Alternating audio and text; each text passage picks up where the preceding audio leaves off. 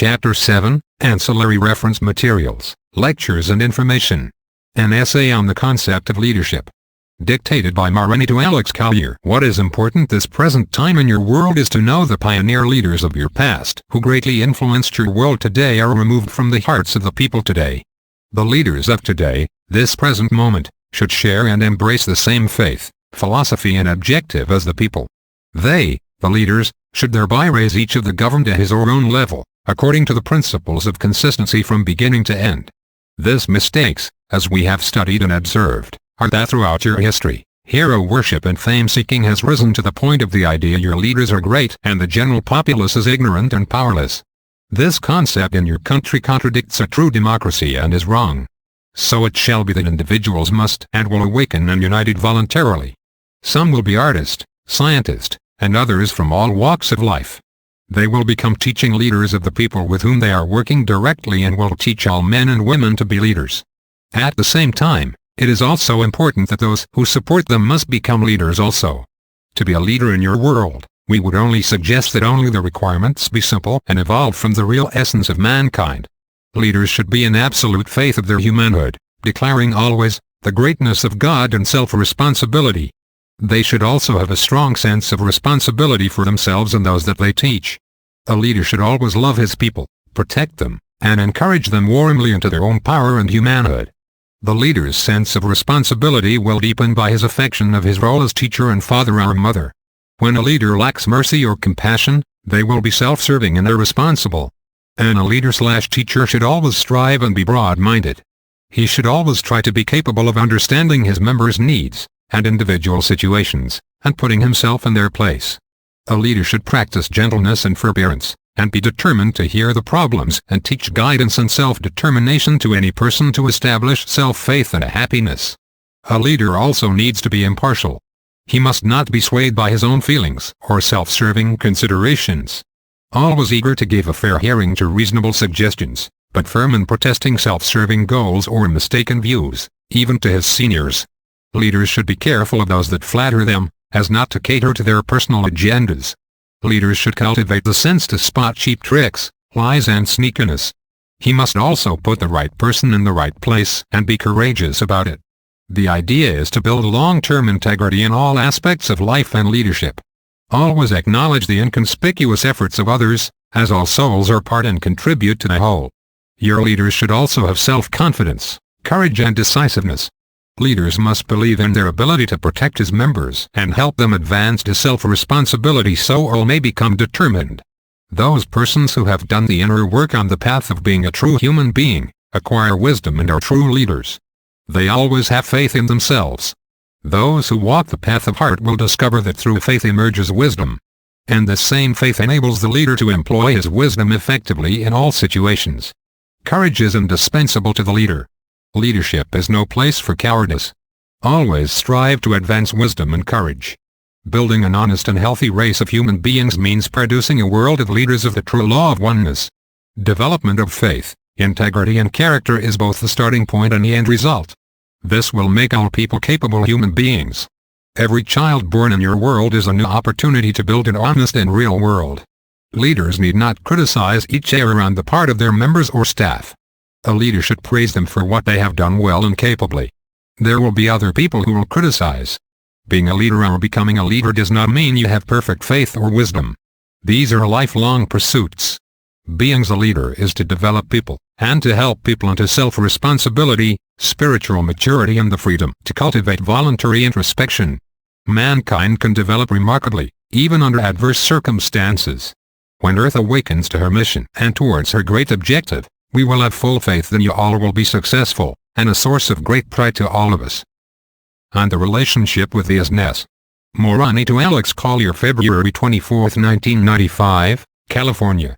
The worship of the Is-ness God concept is silent and solitary, free from all self-seeking. The silence is a necessity, as all speech is feeble and imperfect.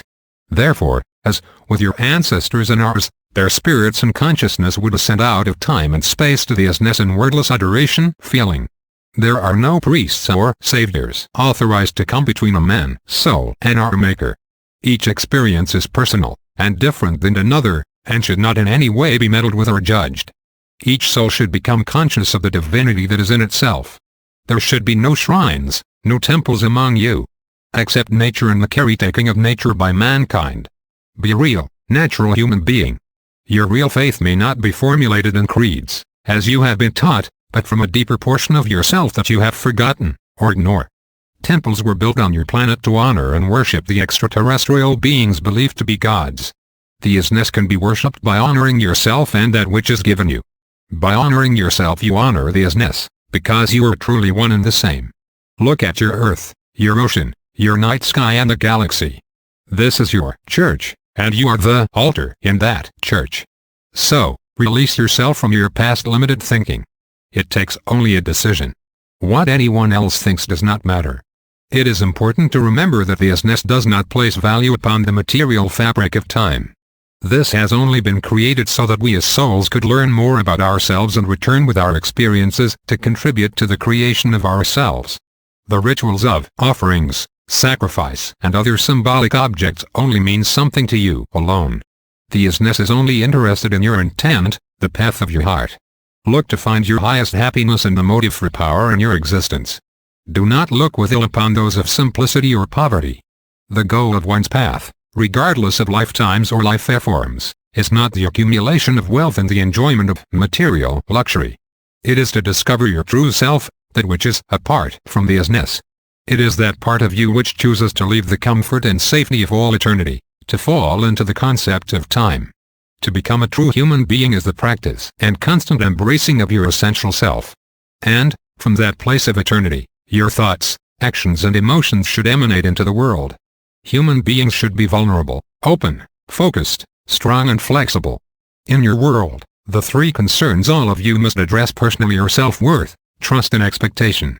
Your Earth not only needs healing, she also needs a responsible and worthy companion. That companion is the masculine. There is a great need for the men of your world to become intuitive and focused on the development of the soul. Men must cultivate unconditional love on all levels. The men of your world are too aggressive and full of self-imposed loneliness. Please remember that all energy moves in a circle, so everything returns, the love, anger and despair. Please, we ask you to also acknowledge the fact that the love you withhold is the pain you carry. So, let love warm your voice. Let love be the wonder to children's ears. Let imagination create a world of unconditional responsibility. It will also change the order of the old world. Let your emotions give motion to the hero that struggles within all of you for the freedom to act, to be, to witness and to apologize. The responsibility of becoming a human being is great, but it also natural. It is prayer in motion. It is your evolution and free will in action. It is the flow of life in all things. So, love the earth and make new life, for children are always a new beginning. Most of you have yet to rediscover a world you've already discovered. More on the new density characteristics. Morenae to Alex Collier. Released January 9, 1997, is the start of oneness that we would like to talk to you about and share with you. The vibratory rate of the universe is changing very fast, as compared to the rate of compulsory evolution. In your world, the rate of this vibratory rate will be measured by the frequency of the Earth. The effects of the new dimension were introduced in your year 1994, and it is affecting all physical material worlds regardless of their state or dimension. The effects are changing all physical matter, including atoms, photons, hydrogen molecules and all matter in the 11 creational densities. It is important that this be explained or stated for those that will listen, for it will prove to be verified for those who waver in doubt. All physical matter is going to change because all thought is changing. It is starting in all of us at a higher level in spiritual form, or what we would coin for your discernment, the one mind. As we told or spoke to you earlier, when we first recorded this new dimension, we explained to you that we were told of it by the Pater, a race consisting of a single group consciousness in what you could observe as the 9th density, that the frequency being emitted from the black holes is of one polarity. We now have more data that we can share and explain about its profound effects on all of us who are physical. We know not why this is happening, but only that it will change much of all of our lives and conscious experience in a short time. We, in Andromeda, are preparing ourselves and our young, as well as trying to express as best as we can to other races what we have learned, so that others may choose to act or not to act in whatever way each acknowledges to do so. The most immediate changes is in the 11th density, as we are told. To describe it to you in your limited language is nearly impossible, as one cannot express or explain infinity to a first grader or a 5-year-old in your world. We do not mean to imply that you are not capable of understanding, but we are at a loss to explain precisely to you when, because your language is so short of true expression of the soul. But we will try by saying that a dimension containing white light contains 72 more frequencies of light and consciousness, and that the levels of consciousness contained within a holographic dimensional picture of the same 72 frequencies, contained in one dimension, has tripled itself in an instant. The 11th density is now beyond description to those who were in 11th density, and their mode and quality of descriptive language and thought is now inadequate to explain the change. Those consciousness aspects that exist to evolve are having to create whole new realities of communication. An example of what we are trying to express to you is that, if 1 million people could not express or explain what had happened to them as a whole or as individuals, this would be very profound to the remainder. That is what happened.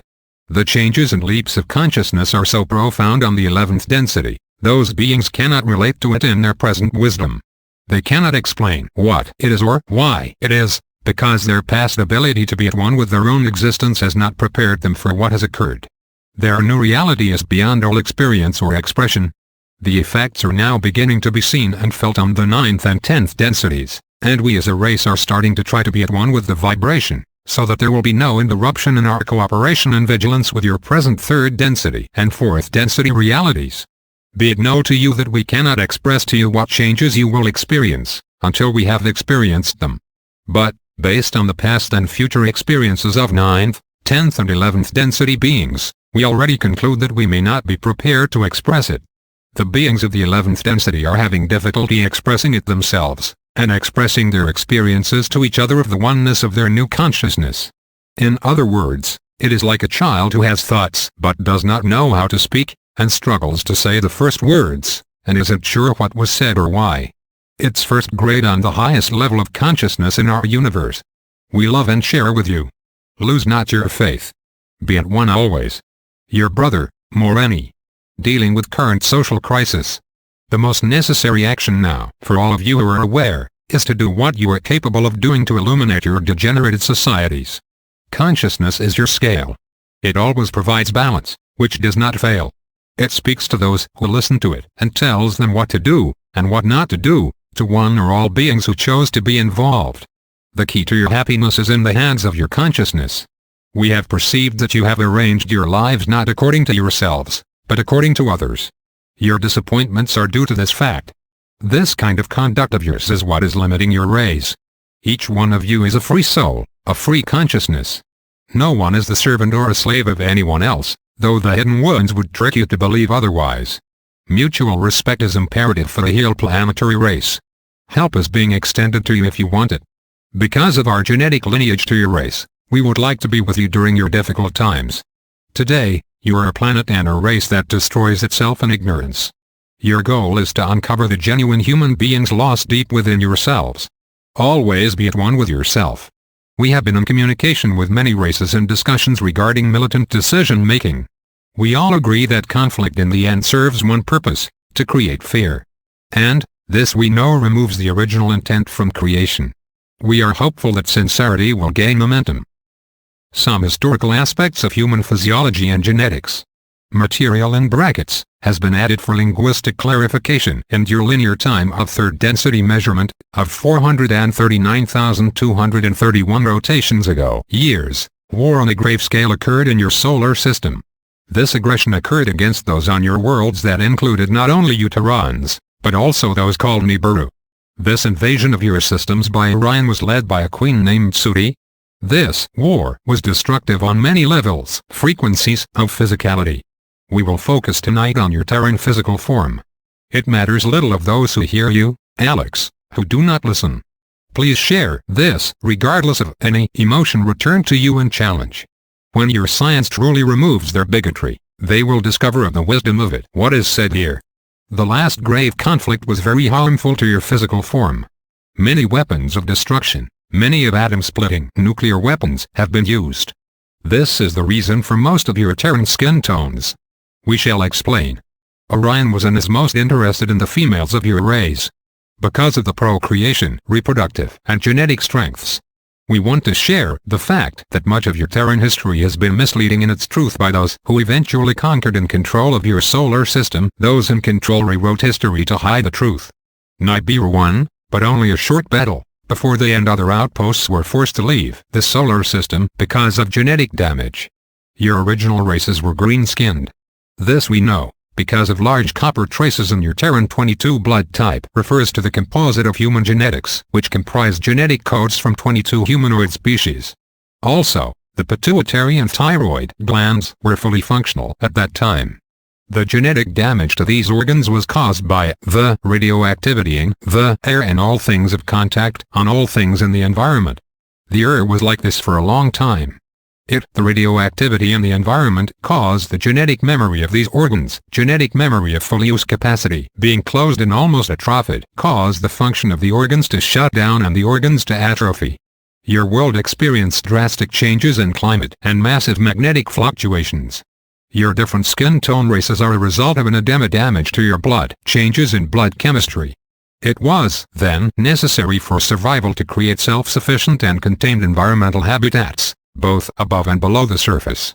Much of the fossilization of your Terran remnants is caused by this radiation of your planet. Here they imply that ambient radiation plays a part in fossilization processes. Your system contained 3 suns at that time. Only 2 remain. One is on the opposite side of the visible sun, and rotates in such a way that it is hidden from view from the perspective of the Earth. Your physicality body in its original form contained a great balance of zinc, copper, magnesium and iron. Your true, original blood color was green, like your chlorophyll. Some, we have discovered, even had blood of a gold tint. As such, at that time, your physicality body could survive in a high carbon dioxide content atmosphere. Because of this skin color green, the only stars in your system that affected your physical form were in the color spectrum of orange, red, blue and green. Many of your Terran races were stranded on the surface. The genetic changes were the result of radiation damage. Your race, skin color, went from green, to red, to yellow, to black, and then to white.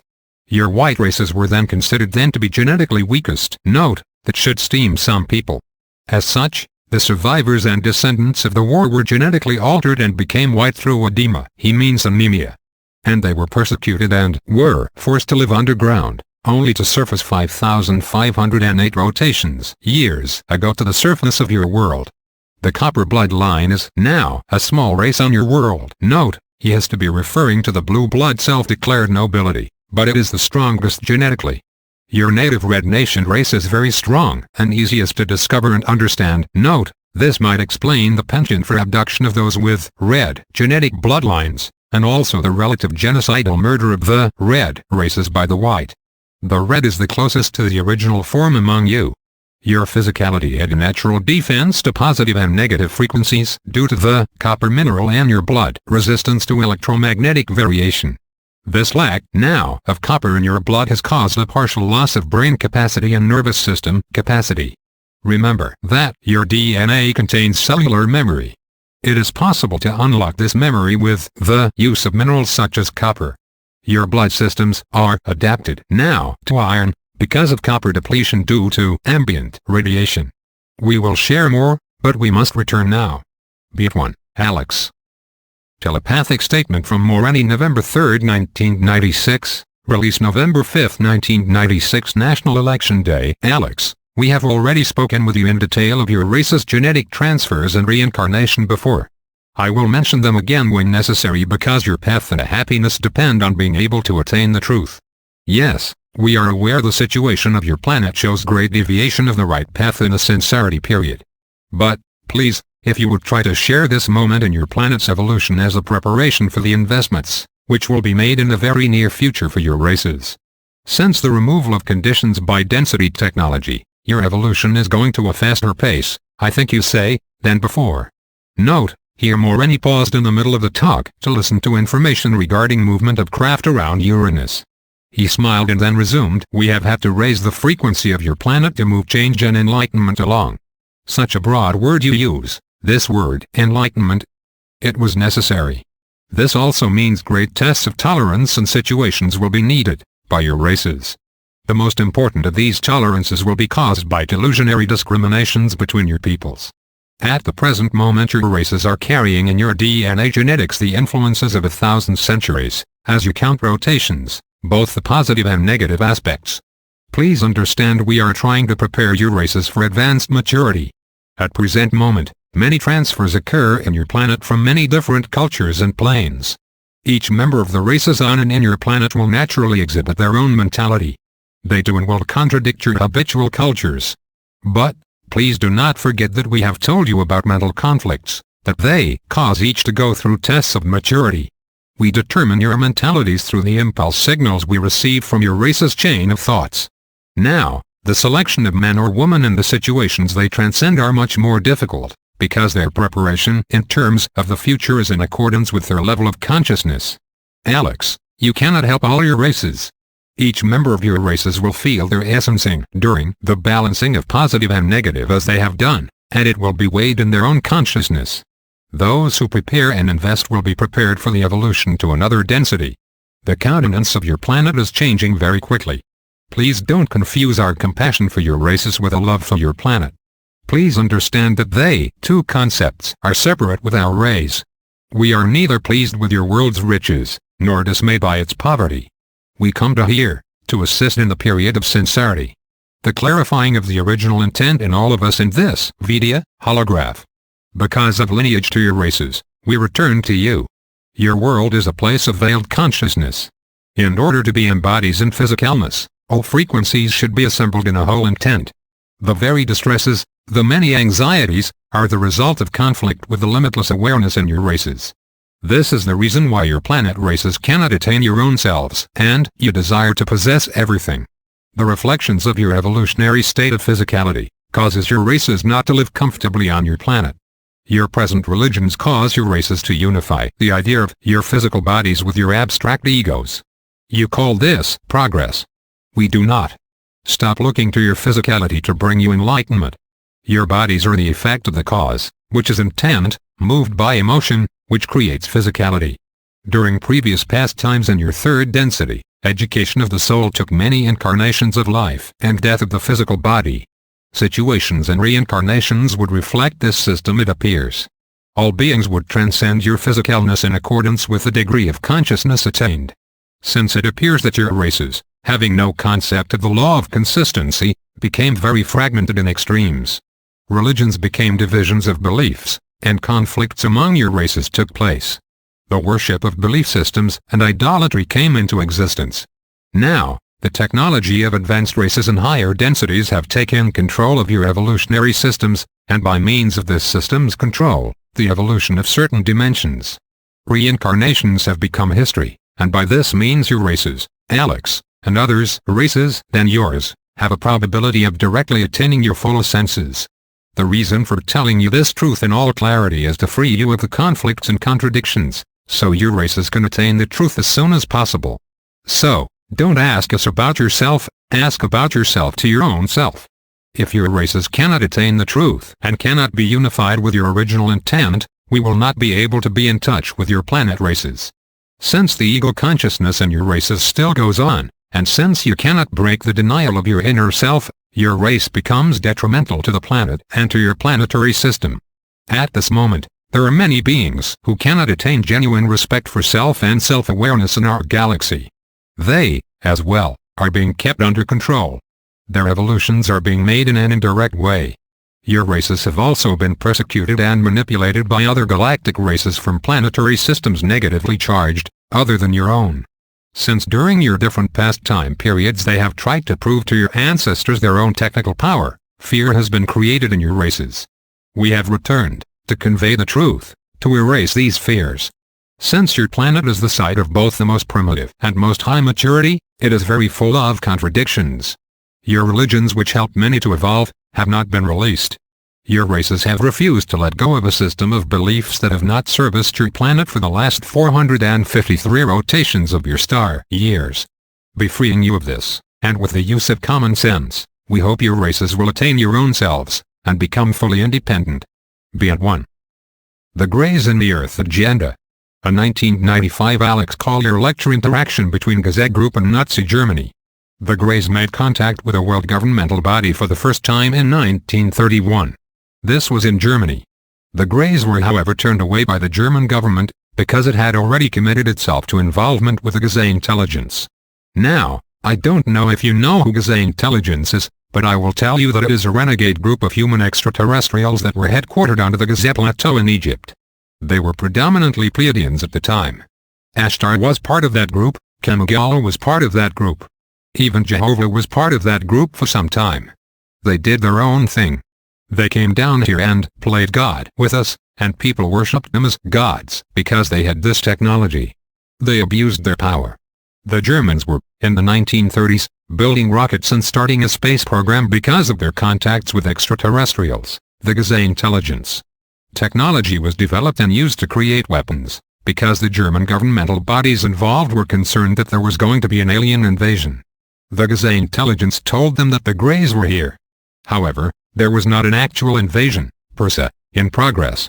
Weapons, such as sound devices, lasers, neutron bombs, particle beam weapons were created, although many of these were actualized later on in history. The Germans were given a lot of this technology by the Gazette intelligence. These technologies also included free energy devices and anti-gravity technology. Tripartite interaction, the United States, USSR and Britain. The United States was the first to open its doors to the alien race known as the Greys.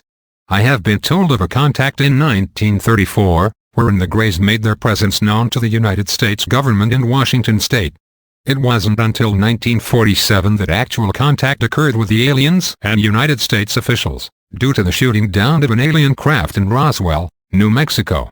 This pressed the Greys into contact earlier than they had anticipated. After this crash at Roswell in 1947, the United States, the Soviet Union and the British, at the very highest levels of government, became blood brothers. Now, these governments did not know what Germany was really up to at that time in history. The Germans were very secretive about their contact with Gazette intelligences. What was going on in Germany and what was going on between these other countries were two separate issues. The Roswell incident created more of an urgency to develop a true space program in order to defend the Earth. Again, the United States government and the Soviets thought that there was a threat due to the technologically advanced state of the aliens they had encountered. The true space program was an underground development that we are just now beginning to hear about. It was originally financed by members of the Club of Rome. Now, you will need to do some homework to find out who those members are, and don't be surprised at who you see. We'll talk more about that when we discuss the moon. The Greys assisted the Black government with the building of some of the first facilities on the moon and Mars. Prior to all of this, between 1850 and 1950, there were instances of the mutilation of both cattle and humans. The NSA, which was created in the 1950s, knew that aliens were responsible. How they knew this, though, I have not been told. I will try and get more clarification on that. In 1952, the government prepared itself for the realization of ongoing alien contact. When our military radar systems started to bring down craft, the Greys realized that in order to perform their genetic experiments on such a large scale, in an attempt to genetically save their race, they would need the cooperation of a political body of a high caliber. In other words, they had to come to terms. A select body in the United States was designed to be the liaison between the Greys and Earth humans. The military was very enthusiastic, in the hope of exchanging raw materials for alien technology. This liaison group, the political structure, was the National Security Agency. This is what its original purpose was. The agreement and contract in May of 1954, the United States government made the agreement with an alien race.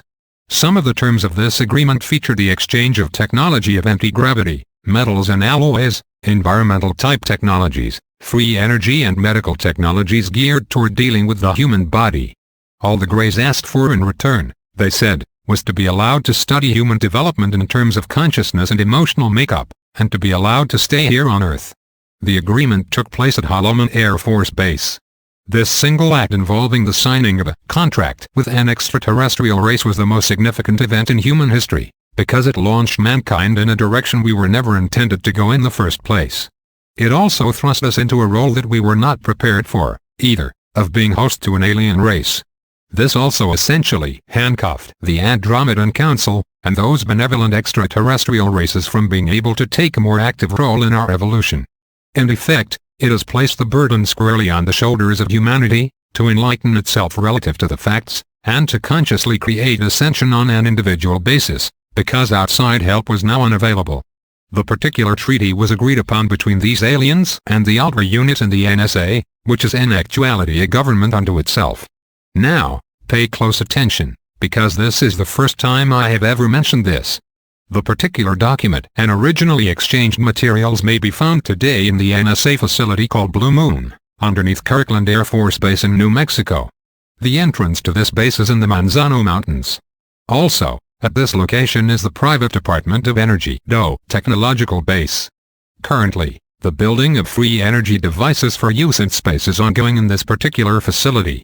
Much of the alien technology has been reconstructed and sent, via a connecting tunnel, to Los Alamos in an area located underneath the cliffsides of Los Alamos Canyon, where huge vaults are built into the earth. This facility is 29,000 square feet, and contains laboratories equipped to study light, thought, and pure energy. This facility is also used as a jail for aliens captured by black government factions. Now, the NSA is exempt from all laws in the United States, unless it is itself mentioned in any creation of law. This is because of its interaction with alien species and what it sees as necessary intervention into the civil and constitutional rights of the American people.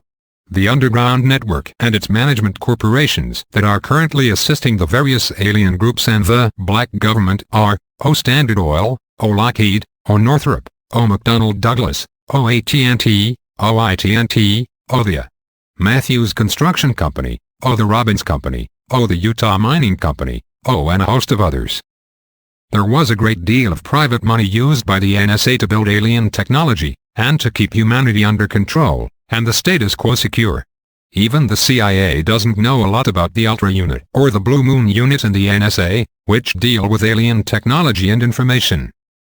Now, Alpha 1 and Alpha 2 under Blue Moon control compartmentalization, building and applications of alien technology. According to the Andromedans, Alpha 2 is MJ-12, and MJ-12 is at the bottom of the hierarchy, even though we are led to believe that it is at the top. Alpha 2 also controls the release of information and the security of that information. MJ-12 meets in a facility called the Country Club in the mountains of Virginia. The Country Club is owned by the Rockefeller Foundation. The vital meetings are held underground, and the members of MJ-12 are taken via a small subway to the town of Warrenton, Virginia. From there, they are taken to an underground city called Ravensbrück, which is located just south of the Blue Ridge Summit in Pennsylvania. The effort and energy they put into keeping all of this secret is incredible. It's nice to know that a race 2.2 million light-years away knows what is going on here. Most of the underground tunnel system across the United States is between 2,500 and 3,500 feet underground. The Boeing Aerospace Company built and created fuel batteries and power generators to operate this subterranean highway system that is apparently all across the United States. Apparently, in these fuel cells, they mix chlorine and hydrogen and electricity is created, as well as hydrogen chloride, which is then re-separated again into hydrogen and chlorine. The process continues forever, creating electricity forever.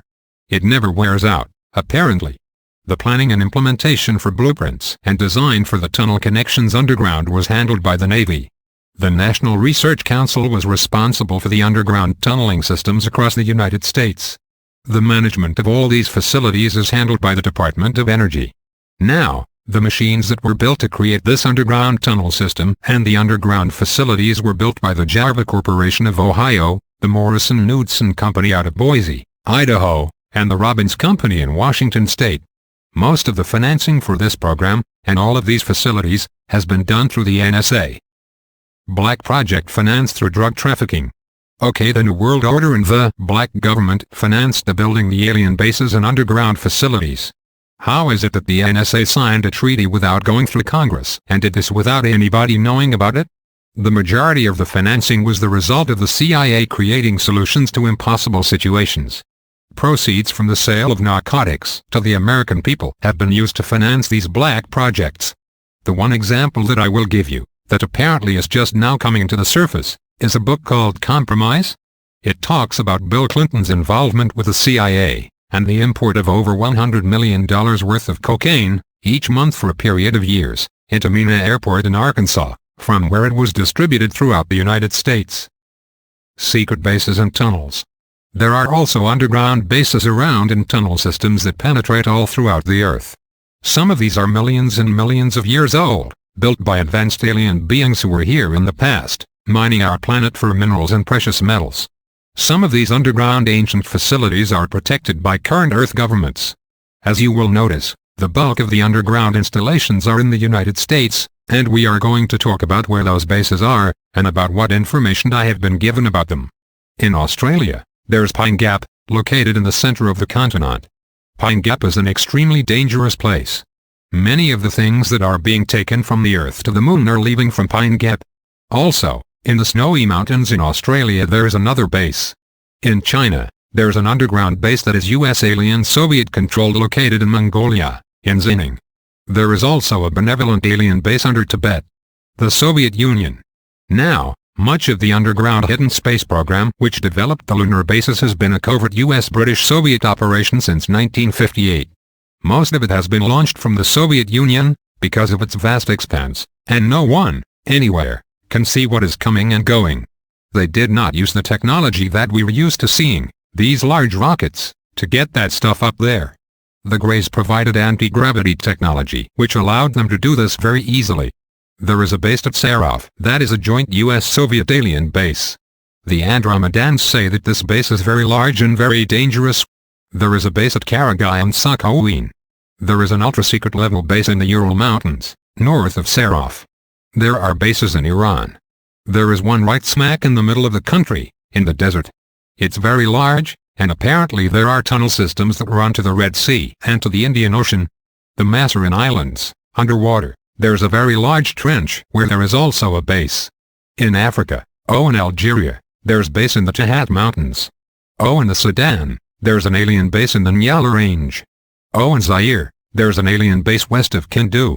In Botswana, there's a base at Kaimahaki. There is a base at the South Sandwich Islands. In Egypt, there is a base close to the Libyan border, and I understand that the base is as big as the state of Maryland. There is also one west of Cairo, underneath the Giza Plateau. There are no aliens there at all right now, I am told, but there are United States NSA personnel in it. In Europe, in Switzerland, there's a base under Mount Blanc shared by 7 races considered to be benevolent. In Scandinavia, east of Narvik there is a base. In Sweden, there's a base under Gotland Island, a private island. How many of you have seen the story of Hangar 18? According to the Andromedans, that particular craft was given to our government by the Andromedans themselves as a goodwill gesture to open up dialogue and communications. Apparently, they still have not been able to get inside the craft because they still haven't figured how to open it, but what they did was move it to Gotland Island off the coast of Sweden. That's where it is now. There have been many attempts by the Andromedans to open up a dialogue with the government. The benevolent Pleiadians and a group from Sirius have also made the attempt, but the first thing they ask the government to do is to disarm itself, because the government doesn't really know what to do with the technology they have, especially with the nuclear weapons. The benevolent races are afraid of what the government might do to them with these weapons. They have offered help in dealing with the problems here on Earth if they would only put their weapons away, but apparently the world governments don't want to abandon their killing capability. In South America, there are bases in the Andes Mountains. In Chile, there is a base north of Calama. In Brazil, there is a base at Moto Bravacuenva. In the United States, there are bases on one of the borders of Alabama, in Missouri east of Braxton, south of St. Paul, Minnesota, east of Amarillo, Texas. In New Mexico there are bases at Dulce, Little, and at White Sands. In Arizona, there are bases in the White Mountains and the Superstitious Mountains. In Utah, there are bases underneath Salt Lake. There are bases in Montana, Wyoming and Idaho. In Oregon there is a base under Mount Hood, which is a very significant one, and I will talk more about that one later. It's important, but not in a positive way. In California, there are bases at 29 Palms, Death Valley, Edwards F., and in Bishop, where there are landing ports. There are also bases in the Mojave Desert and a NASA secret underground base at Crow's Landing near Knight's Ferry. In Washington State, there are 2. There are several in Nevada, including Groom Lake and Sunspot. There are 19 miles of caverns and tunnels in the Yucca Mountains that are used for the construction of gravity craft. This area is also attached to S4. These facilities were designed and built by the Matthews Construction Company in Maryland, which was once owned by the Pazer family. See Alex Christopher's Pandora's Box. Now, relative to S4, the Greys gave our government 9 of their craft. Out of that 9, our government duplicated and created 53 other craft. The NSA now has at least 53 of these UFO-type craft, and virtually all of them are sitting on the moon at this time, 1995. In Alberta, Canada, there are bases near Calgary. In British Columbia, there's a base near Dawson Creek. In North Bay, Ontario, there is a large NURID facility. Benevolent Facilities. There's Mount Shasta, the Grand Tetons in Banff, Canada, and of course Mount Blanc in Switzerland. There is also one in both the Atlantic and Pacific Ocean. I don't know a lot about it, but I can tell you this. I don't know if any of you are aware of the recent efforts of the government wanting to test sound devices in the ocean, off the coast of Hawaii and down to New Zealand. It's the military that is running this. I have been told by the Andromedans that the military, in using this technology, is trying to look for a particular benevolent mothership that they know is hiding south of the equator in the Pacific, and that they feel they cannot find it in any other way. They are thinking that the sound will do the trick. Geo-Electrical grid anomaly launching sites. In the Indian Ocean, there is also a base at Diego Garcia Island. Now, the Earth has an electrical grid system around it, and there are times when this grid system shorts out, and wherever it shorts out, it creates anomalies. Well, 2 places that are predisposed to these anomalies, on a regular basis, are the area of the Bermuda Triangle and the island of Diego Garcia. My understanding is that when the grid shorts out, gravity becomes null and void. Whatever is caught within that area when the grid snaps back is blown up into space. What they would do is that they would send a craft from the moon, hook up a tow line to whatever went up from Diego Garcia, and simply haul it to the moon. Tractors, bulldozers and all kinds of equipment to build underground bases and to move Earth have been launched from Diego Garcia Island. They actually have platforms built, and they slide them out to where the anomaly is going to be, and they just sit there and wait for the anomaly to occur. Boom. Once it occurs, the item is instantaneously up there in space in the upper atmosphere. Now, this has been going on for more than 30 years, and all the while no one has had a clue. Genetic research at underground facilities. The Greys are genetic engineers. They are not the only ones. Most of the extraterrestrials out there are genetic engineers, because they value life forms, as opposed to gold and silver. That's their wealth. A lot of the genetic engineering and experimentation that is going on here on Earth is being done now by the Greys, who are also doing the same thing on Phobos, one of the moons of Mars. They are using this opportunity to try to satisfy their own agenda, which is to create new DNA and genetic stock that is clean enough to foster new physical life forms that are capable of regeneration and birth. As of right now, the Greys are destined for extinction. Through constant interaction and manipulation of the human race, they have created hybrids Grey human children. Editor note, for further data and pictures, see Matrix 2. There are many problems that come with this. The Greys are really interested in female genetic stock, because all the family lineages follow the female line, as far as they are concerned. Many new races have been created this way throughout our galaxy. It's not just something that came about new here. It's been going on for a very, very long time. Few races today remain as their pure original genetic stock, with the exception of 2 races that the Andromedans say are really clean. Those 2 races are the reptilians from Alpha Draconis, and the other are those that we know as the Elohim, which are a very ancient race of humans survived the wars in Lyrae. All other races in this universe, as far as the Andromedans know, are a mixture of hybrid genetic stock. The Greys themselves would like to be free of the Orion Empire, and will have no chance of survival if they do not create or match their body type or genetics with ours. You see, time is running out for them, and we are also evolving at a tremendous rate, on a spiritual level. So, even though what they are doing is inappropriate, they are caught in a very tough position themselves, because what they are doing to us has been done to them. This does not serve as a justification in any way. When any of these have a hybrid child, they take it outside the atmosphere of the Earth so that the child is fully aware of its reincarnational history and has no veil. Apparently, there is some kind of agreement that if you were born inside the atmosphere of the planet you have a veil. The Greys' agenda is to create a slave race, which is currently in full swing for the purposes of control, physical services and labor, sexual energy acquisition, as a food source, a stock for more hybrid experimentation, and as biological material. Apparently, they feed off of energy. If two people are fighting, for example, we create a lot of energy. They can feed off that energy. Whenever there are wars going on, there are lots of UFO activity feeding off the energy of fear. Also, they are doing extensive research on the capabilities of the human brain and the nature of the soul.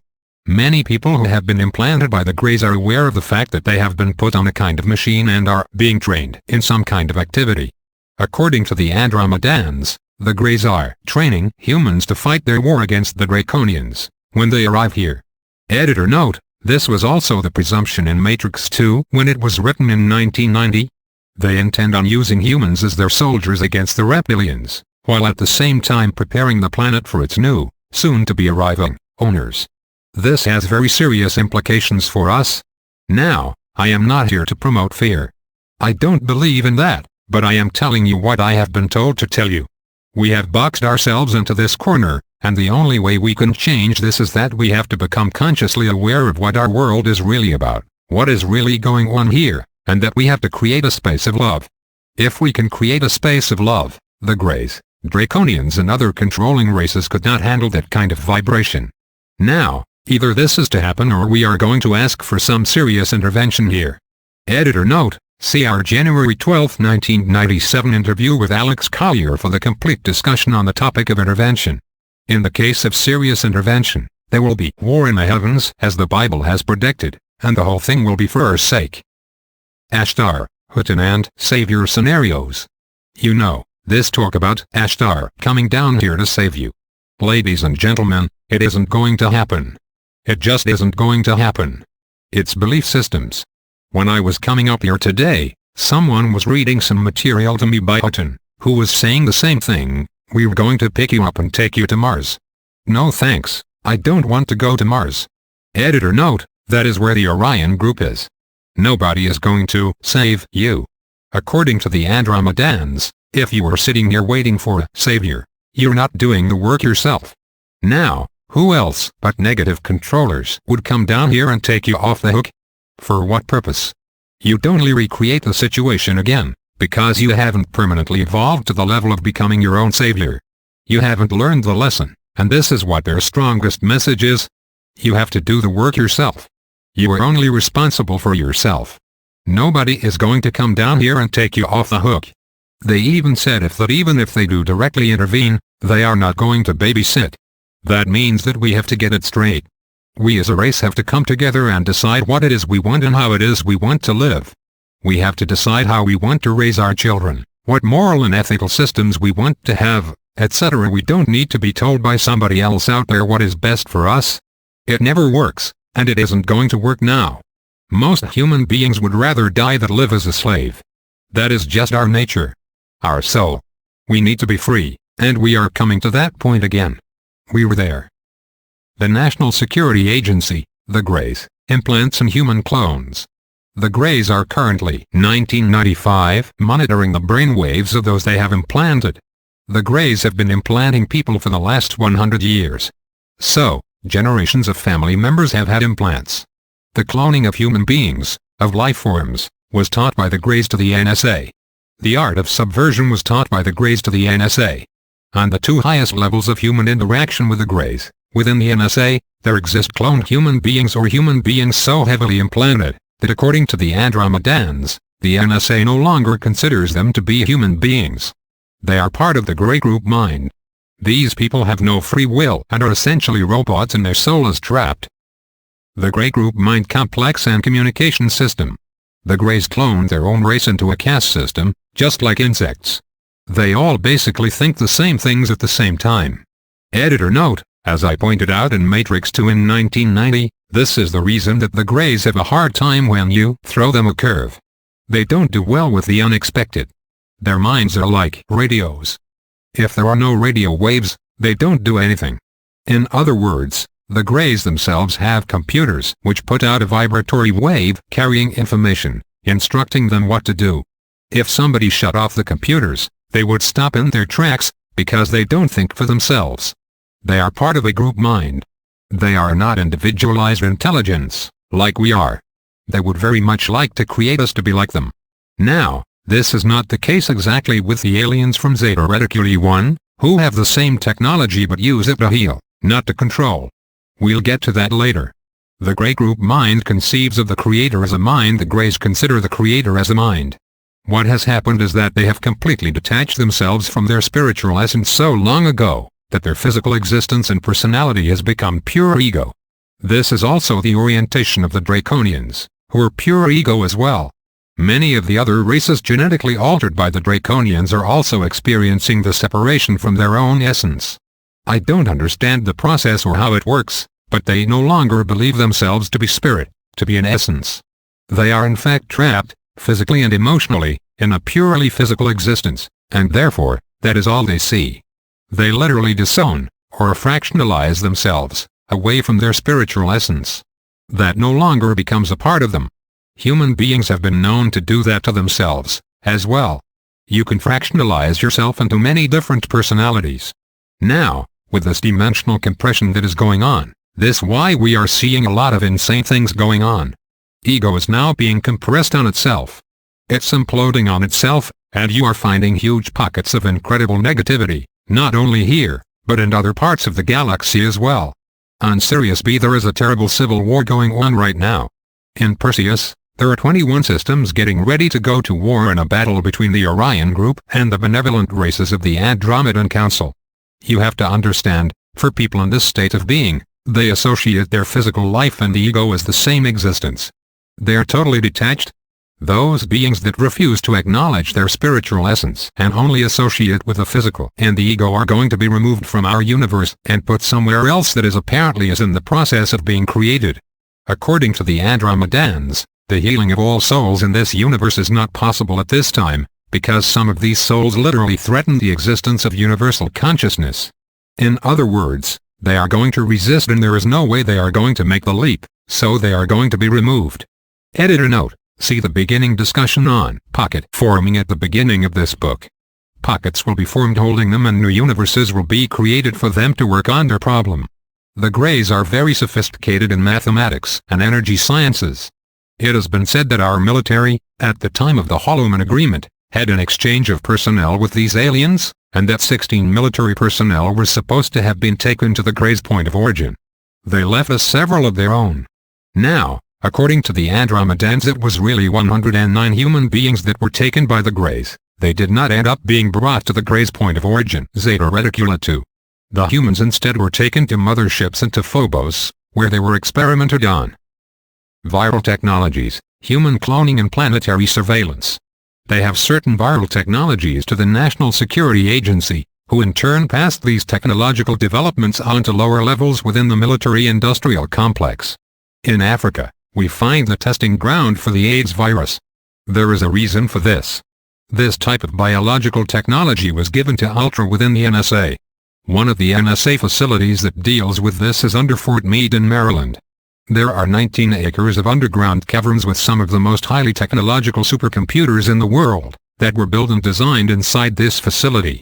They have never seen the light of day. This area, and the area we talked about before at Mount Hood in Oregon, are engaged in massive surveillance of the world's communications. The complex in Oregon is where our military is cloning human beings. I don't know what aliens are involved, but they are cloning human beings there. More historical review. In the late 1950s the Greys approached the Russians in regard to the idea of mutual exchange and signing treaties, but the Russians were already at the time included in the proceedings of the NSA, and chose not to sign an independent treaty, because they knew full well that the Greys would try to pit the United States against Russia. It is, in fact, and I have gotten this straight from Visayas, the Soviet Union, that informed John F. Kennedy of the presence of the Greys during the Cuban Missile Crisis. The Andromedans have stated that the Russians were trying to blackmail the United States into sharing the alien technology. Thus, the Russians put the missiles in Cuba in order to attempt to intimidate the United States. The Russians became increasingly aware the NSA and the CIA were developing incredible technology and were not sharing it with the Soviet Union, as was the original agreement shortly after the Roswell incident in 1947. Apparently, Kennedy asked the CIA 3 times if the Russian allegations were true. The CIA lied twice to Kennedy, even though nuclear weapons were only 18 minutes away from striking the United States. They just lied to him.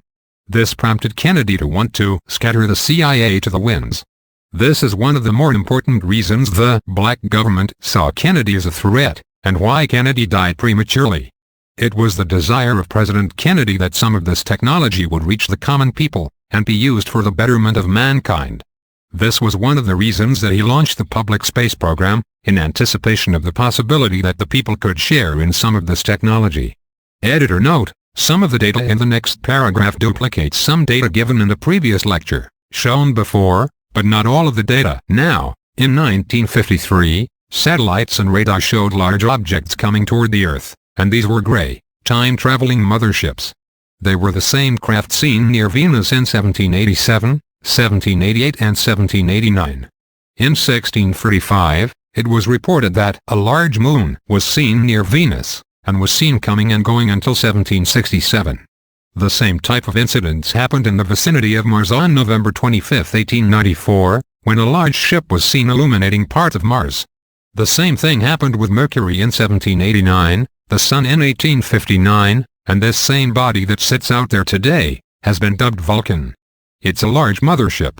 During the total eclipse of July 29, 1878, astronomers saw 2 large planetary bodies the size of Venus between Mercury and Venus. According to the Andromedans, these bodies were Pleiadian and Andromedan motherships that had traveled back in time and were observing the Greys, who were at the time orbiting around the Sun. In 1783 and 1787, huge bright lights were reported on the Moon, mistakenly reported as volcanoes. They then lit up the dark side of the Moon. In February 1894, a comet was photographed striking a large dark object in our solar system. It happened to have wings, and according to the Andromedans, this was a Draconian mothership. The same phenomena occurred on April 4, 1892, and the Draconian ship was about 1/3 the size of the Moon, about 700 miles in diameter, and it had wings. Another Draconian mothership was observed on January 27, 1912. It was 250 miles in length and 50 miles wide and resembled a crow. It was sitting on the Moon. Religious programming of human cultures. Now, ladies and gentlemen, I don't want to offend anybody, but I am going to tell you just the way it has been presented to me. Okay? All you have to do is listen. If it doesn't feel right for you in here, then dismiss it. If it does feel right, and you get chills, then maybe you should start paying attention to it. Many religious operations have been undertaken by the Greys over the past 500 years for the purposes of manipulation and control of human belief systems, and to get us to compromise our free will to a savior-like image. Under these false pretenses, the Greys would be absolved from creating karma for themselves. Instead, they let us create the karma ourselves. It's such a setup, it really is. The power of belief systems can be used as fuel for the game of seducing people into believing that certain things are true. By the power created by these conscious thoughts, we can literally make these things occur and come true, whether they benefit us or not. These are real spiritual dynamics at work, here, and they are being used against us. According to the Andromedans, our physical bodies, and matter, are the embodiment of ideas or belief systems. Our universe consists of ideas and thought systems, condensed and turned towards itself, to create an originate spirit and energy. In other words, we really are gods. We really can do anything we want to do. They continue, we of Earth have evolved only in terms of technical and material sciences. Our spiritual evolution for the most part has been suppressed from us by a group of extraterrestrials, now the Black Government or the New World Order. Because, upon learning of these spiritual truths, the NSA and the world government realizes that everything they have been trying to do, according to the Andromedans, could be swept away in a day, should humanity become enlightened. If 1 billion people come to the realization and decision that this is going to change, that we no longer want the current reality, then it will literally change with the setting and the rising of the sun. But, they stress that we need to be clear about what we want, which is part of the decision and responsibility that is ours. So, if we are going to create it, we have to take responsibility for it. The Shroud of Turin. According to the Andromedans, this one example of extraterrestrial manipulation and an assault on our belief systems. The holographic image on the shroud was created by the Greys in order to strengthen a belief in a savior. This belief system assists their plan for control, because humanity would love to give their power away to someone that appeared to be a true and legitimate messiah, because they have been taught to do that. The Greys know that few people truly want to accept responsibility for their own evolution. Most would rather be told what to do, than to realize the situation and take appropriate action necessary to free themselves. A staged second coming. To further Grey manipulation on the belief system level, there is also a plan in development, according to the Andromedans, to play out a staged second coming. This will occur shortly after the destruction of the world economy. We are not very far away from that. Maybe 6 years at the most. This being will be a cloned biological human being, who will be holographically being printed with information regarding spiritual truths contained in all Earth religious and metaphysical systems that the Greys have already implanted on the planet. He will strongly profess the Hindu philosophy. Why, I don't know, but this is what they are saying. The Andromedans continue, saying that the intent of this being will be evil, that the being will not have a soul. It is in fact a robotoid. A synthetic clone. The Greys have this kind of ability to stage this with their technology. This individual will be the image of the man on the Shroud of Turin. The Antichrist will not be the evil soul portrayed in the Bible. In fact, the Antichrist will, ironically, be someone who tries to express the truth, and who sees the United States government as the cause of all this evil. This is what they've said. Now, I have to add this, in defense of that belief system. The Vatican, in 1960, admitted that there were 14 plagiarisms in the New Testament. They refused to say what they were, but they said there were 14 of them. In other words, it wasn't God who wrote it, but they changed it, and they admitted it. So, you do with that piece of information what you want, okay? But, everybody is believing that this kind of event has to happen, and by us believing it has to happen, we're going to create it. And, they are sitting up there laughing at us. The incident at Fatima. The Greys are responsible for the Fatima episode in Portugal, where the Virgin Mary supposedly spoke to the children.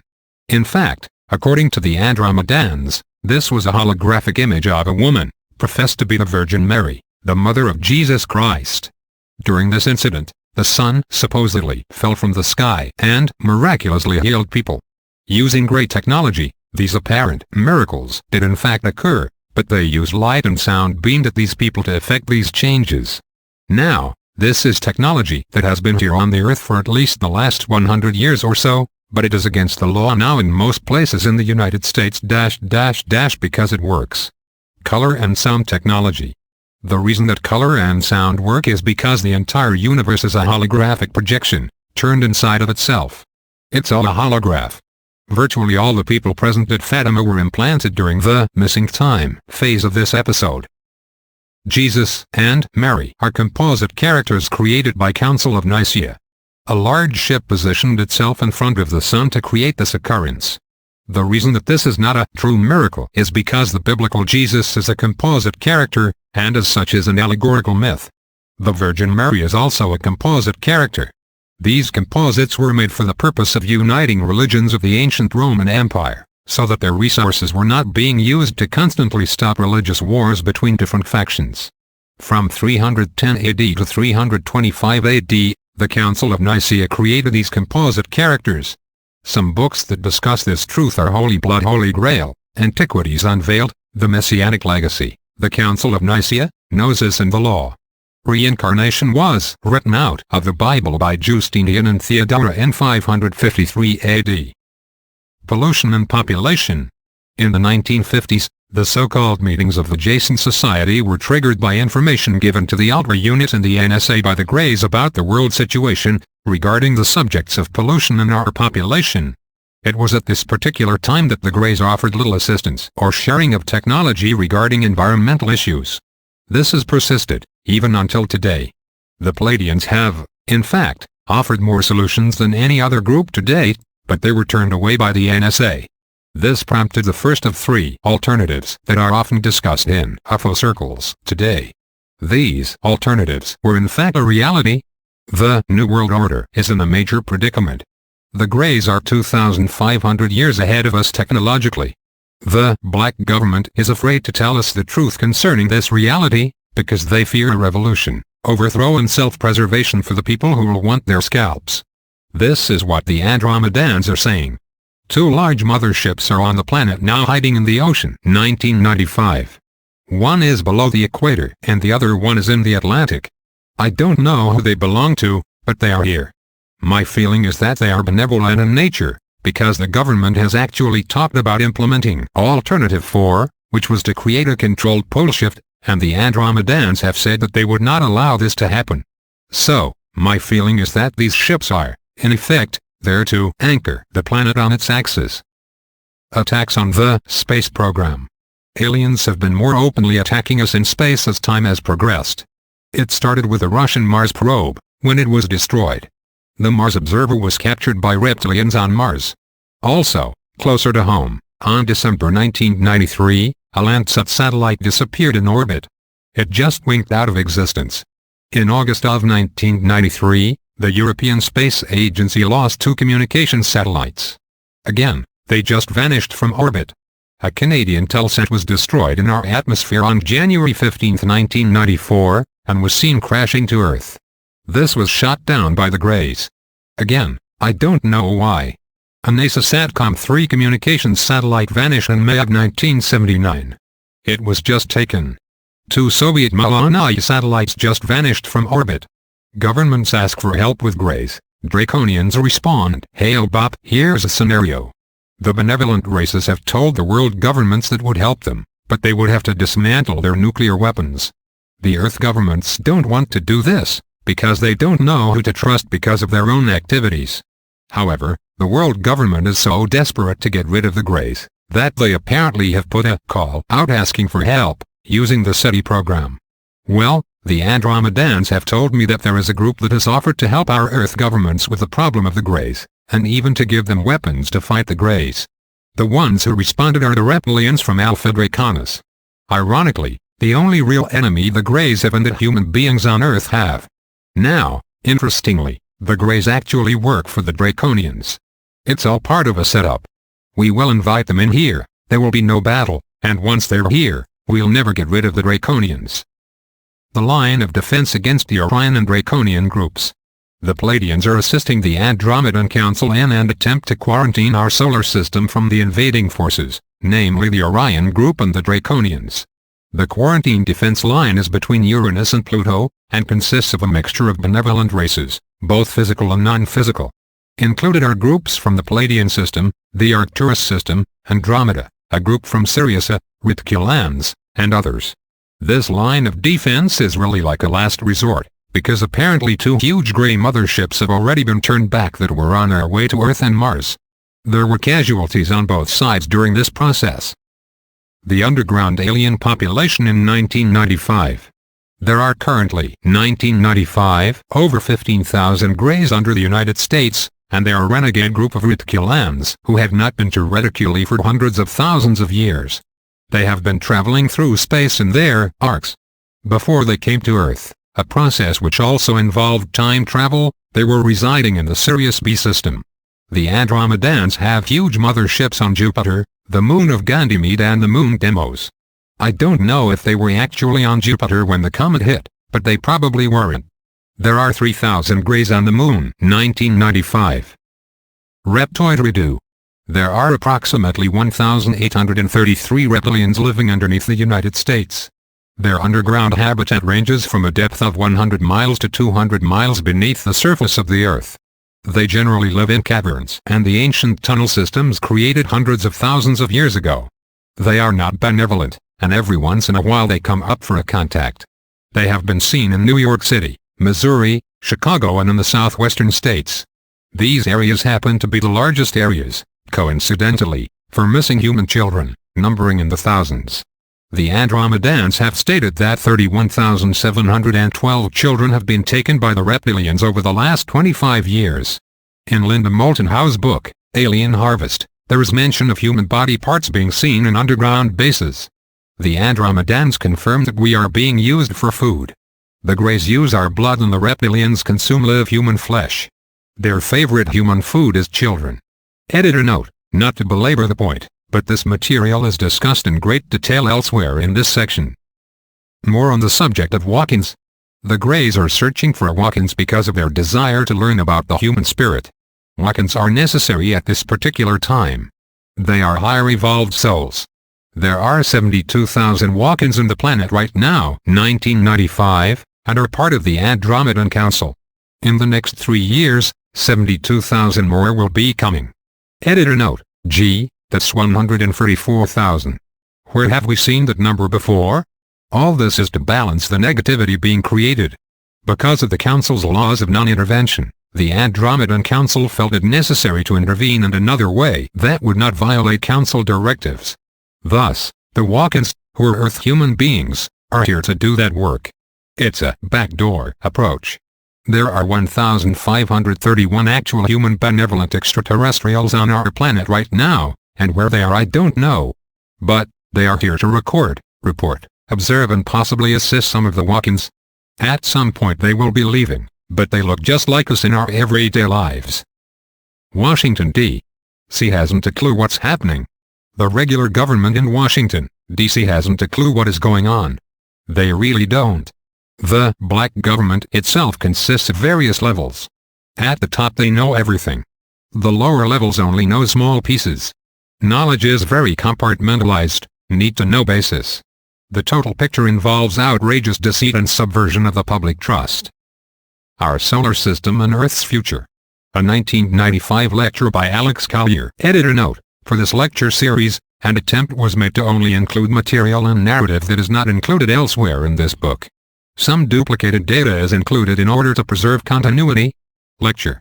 This is an interesting lecture, if I say so myself.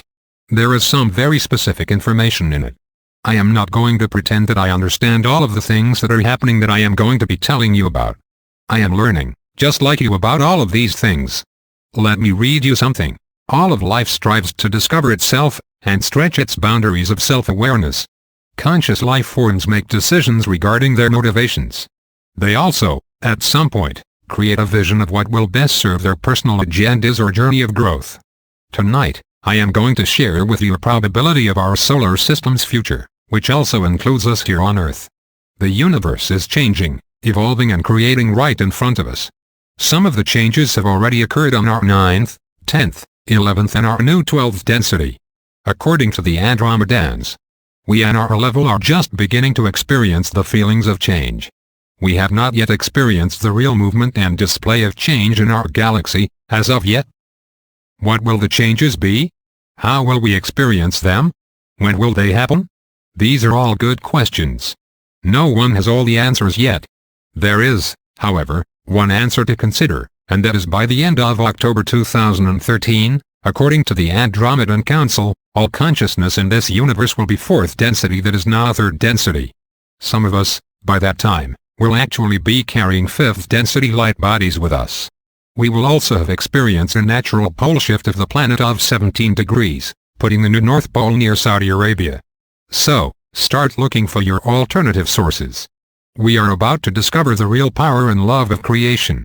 Is-ness, God, generator of dimensions, whatever you want to call it. The essence that created our universe, or the essence that creates energy that we use to create and manifest, is both inside and outside our universe. This is apparently the first time that it has been actually discovered by dimensional beings. The Andromedans and other races are aware of other dimensional universes within our universe, as well as other completely physical universes and dimensional time continuums. They are also aware of their vibratory rate and other basic elements which differ from those in our own universe. On March 23, 1994, 19 suns in our galaxy went through pole shifts. The North and South poles experienced either a 90-degree or 180-degree slip. The Andromedans feel that this is just the beginning. Now, this is the first time this has ever happened, and it all happened at once. It's a very significant thing in the universe. It doesn't mean a lot here, yet, but out there it means a tremendous amount. Changes are occurring in all the stars that are 8 billion years old or older, and there is something going on here. This phenomena occurred simultaneously with the emanation of the sound and color aquamarine frequency being carried into the universe from all the black holes. Nothing before has ever come out of black holes before since this initial creation of our universe, 23 trillion years ago. This type of universe change also gave birth to our universe. The Big Bang. How the Andromedans explain this is that apparently much of the energy and matter that we have in our universe, including us as energy sources, as souls, as consciousness, came from someplace else. In that other place, as it was evolving, there were certain energies that simply could not evolve with it, or they chose not to.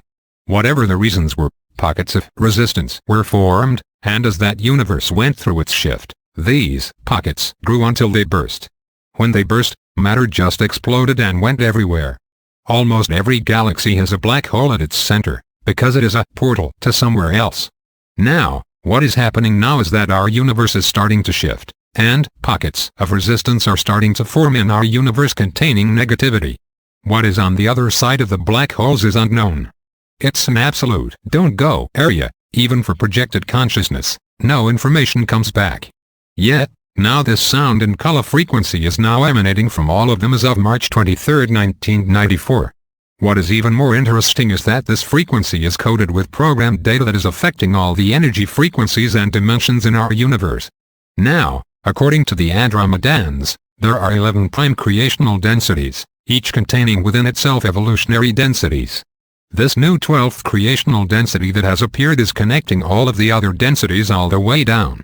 Now, instead of you having to change your physical form to evolve into a different form for a specific density, my understanding is that based on their preliminary findings, certain souls will literally be able to walk into the next densities, instead of having to change physical form and makeup. This frequency carries the color of aquamarine on our third density level, and another color on the other dimensional levels, even though the totality is only one color and one sound. According to the Andromedans, we should prepare for a huge leap in consciousness, whether we are ready or not. We will start to see this color in our rainbows. What will this consciousness leap be like? According to Visayas, it will be sudden to some and complete in its effect for some individuals. A lifting of the veil will occur, and you will remember your true essence. You will suddenly know everything. To others, it might be a slower process, but it will involve a growing awareness of the nature of one's environment. Now, the essence of what is happening is that it is a reintegration of our present dimensional levels into a new frequency pattern. It will also add a new color to each dimension. As this energy continues to form and build its polarity, it is drawing the existing primary creational densities upward to it. The single frequency at the 12th is drawing everything up to it. This frequency, according to the Andromedans, contains profound awareness, which has already changed the 11th, 10th and 9th density awareness levels already. New type of souls appearing in the universe. New souls have also appeared that have an awareness beyond anything known in our universe. My understanding is that a lot of this information comes from beings in higher dimensions that are talking with the Andromedans about what they're going through. These new souls have not made contact with any being yet, but according to the Andromedans these new souls are in an observational mode. There is no name given to them yet, because nobody knows what they are. Consciousness evolvement rate increased tenfold. Because of this new frequency, evolvement of consciousness has been sped up almost tenfold from its normal rate of evolution. A lot of you, I'm sure, are experiencing things moving very quickly on all kinds of consciousness levels. New frequency has purpose and direction. This new frequency does not carry a balance of positive and negative polarity, which also implies a specific purpose and direction. What that is at present unknown. For other universes are experiencing the same thing. This frequency and density shifting is also happening and for other universes at the same time it is happening here. Current moon bases and their history. A 1995 lecture by Alex Collier. Editor note: we have tried not to duplicate other information given elsewhere in this book and this lecture, other than material included for continuity. Consult the different index for further data. The other material on the moon starts on previous pages. More on early moon history. We are going to talk about the moon, and we are going to focus on the far side that we don't see. As I said in other lectures, the moon originally came from Ursa Minor and is 6.2 billion years old. It was one of 4 moons around the 17th planet of the system referred to in the Orion tongue as Chota. It was an outpost for members of the Orion group and was at one time, according to the Andromedans, inhabited by as many as 5 million military members from the Orion group. The moon was purposely put into the tail of a planetary asteroid, which brought it across the galaxy to our solar system, more than 11,000 years ago. The origin of the moon was not from the Earth, which is the theory that is taught in schools. The moon is older than the Earth. This same asteroid which dragged the moon here circles our galaxy every 25,156 Earth years. The moon has been inhabited periodically in its history for 1.8 million years. Now it's being inhabited again, and many of the original structures on the surface were destroyed during the Black League Wars, which was a battle fought by humans against the Orion Empire. The true military complex was underground. Entrances were at both poles, the Taurus Mountains and Jules Verne crater, far side, and Archimedes, near side. All these were the original entrances when the Orion group was there. However, the secret government has created more openings and is currently expanding the underground complexes. The expansion is for the operation of private scientific and military agendas for the New World Order. Many of the craters on the moon were used as spacecraft hangars. Large craters were capable of housing 200 or more craft. Some of the craters are as much as 170 miles wide. The personnel consisted of half human, half gray, and half human, half reptilian. The surface bases consisted of 9 domed cities. The vegetation was grown inside these domed structures. Small lakes were scattered around the surface. The remains of these domed structures were discovered by NSA astronauts, the Russians and the Apollo astronauts. The National Security Agency goes to the moon. The NSA astronauts were there in 1958. They have been there ever since, as has a secret portion of the Russian government called the Blackguard. Upon arriving on the surface of the moon, the NSA astronauts, with their gray tour guides, were taken to the underground facilities where the remains and skeletons of reptilian-like beings and human beings, as well as Orion technology, were located. This location has been identified by the Andromedans as underneath the crater designated Jules Verne on the far side of the moon in the southern hemisphere, and this underground facility is approximately the size of New York State. These underground facilities contain huge lakes, transplanted Earth planet life, and alien manufacturing equipment that was abandoned and left there from the previous occupants of the facility a long time ago. There are also food storage facilities and spacecraft hangars, which are also now being used and operated by human beings from Earth. Alien writing and script is evident on the walls of Hull was connected some of the areas of the facility. Also discovered were 8 sealed vaults. Information regarding the contents of the vaults has not yet been disclosed to me. Artificial environments are being created all the time to house hand-picked personnel by the world government. The Andromedans project a potential population on the moon of 600,000 based on the amount of expansion work currently in progress. Much contact between World Order faction and non-friendly alien factions is occurring on the moon. The operation of these facilities was managed by the NSA and the Russian Blackguard 1947, although the British were later brought on into the operation, primarily for reasons of financial funding. As mentioned before, the NSA currently has 53 Earth-built gravity craft stationed on the moon, full-time. Planetary defense weapons built on the moon. Weapons are being built on the moon, such as particle beam weapons, nuclear bomb satellites, antimatter weapon systems and plasma beam weapons. The reason these weapons are being built on the moon is because if there was an invasion of Earth, the moon is considered our first line of defense. How did everything get up there? Outside of using anti-gravity technology, which the Greys had given the NSA, anti-gravity anomaly areas were also used. Editor note, see references and index to Diego Garcia and Pine Gap. Alien technology is being used to create an atmosphere on the moon to permit extended habitation, and this process is taking a great many years to accomplish. In the meantime, food is being grown underground. There is a military base on the far side of the moon.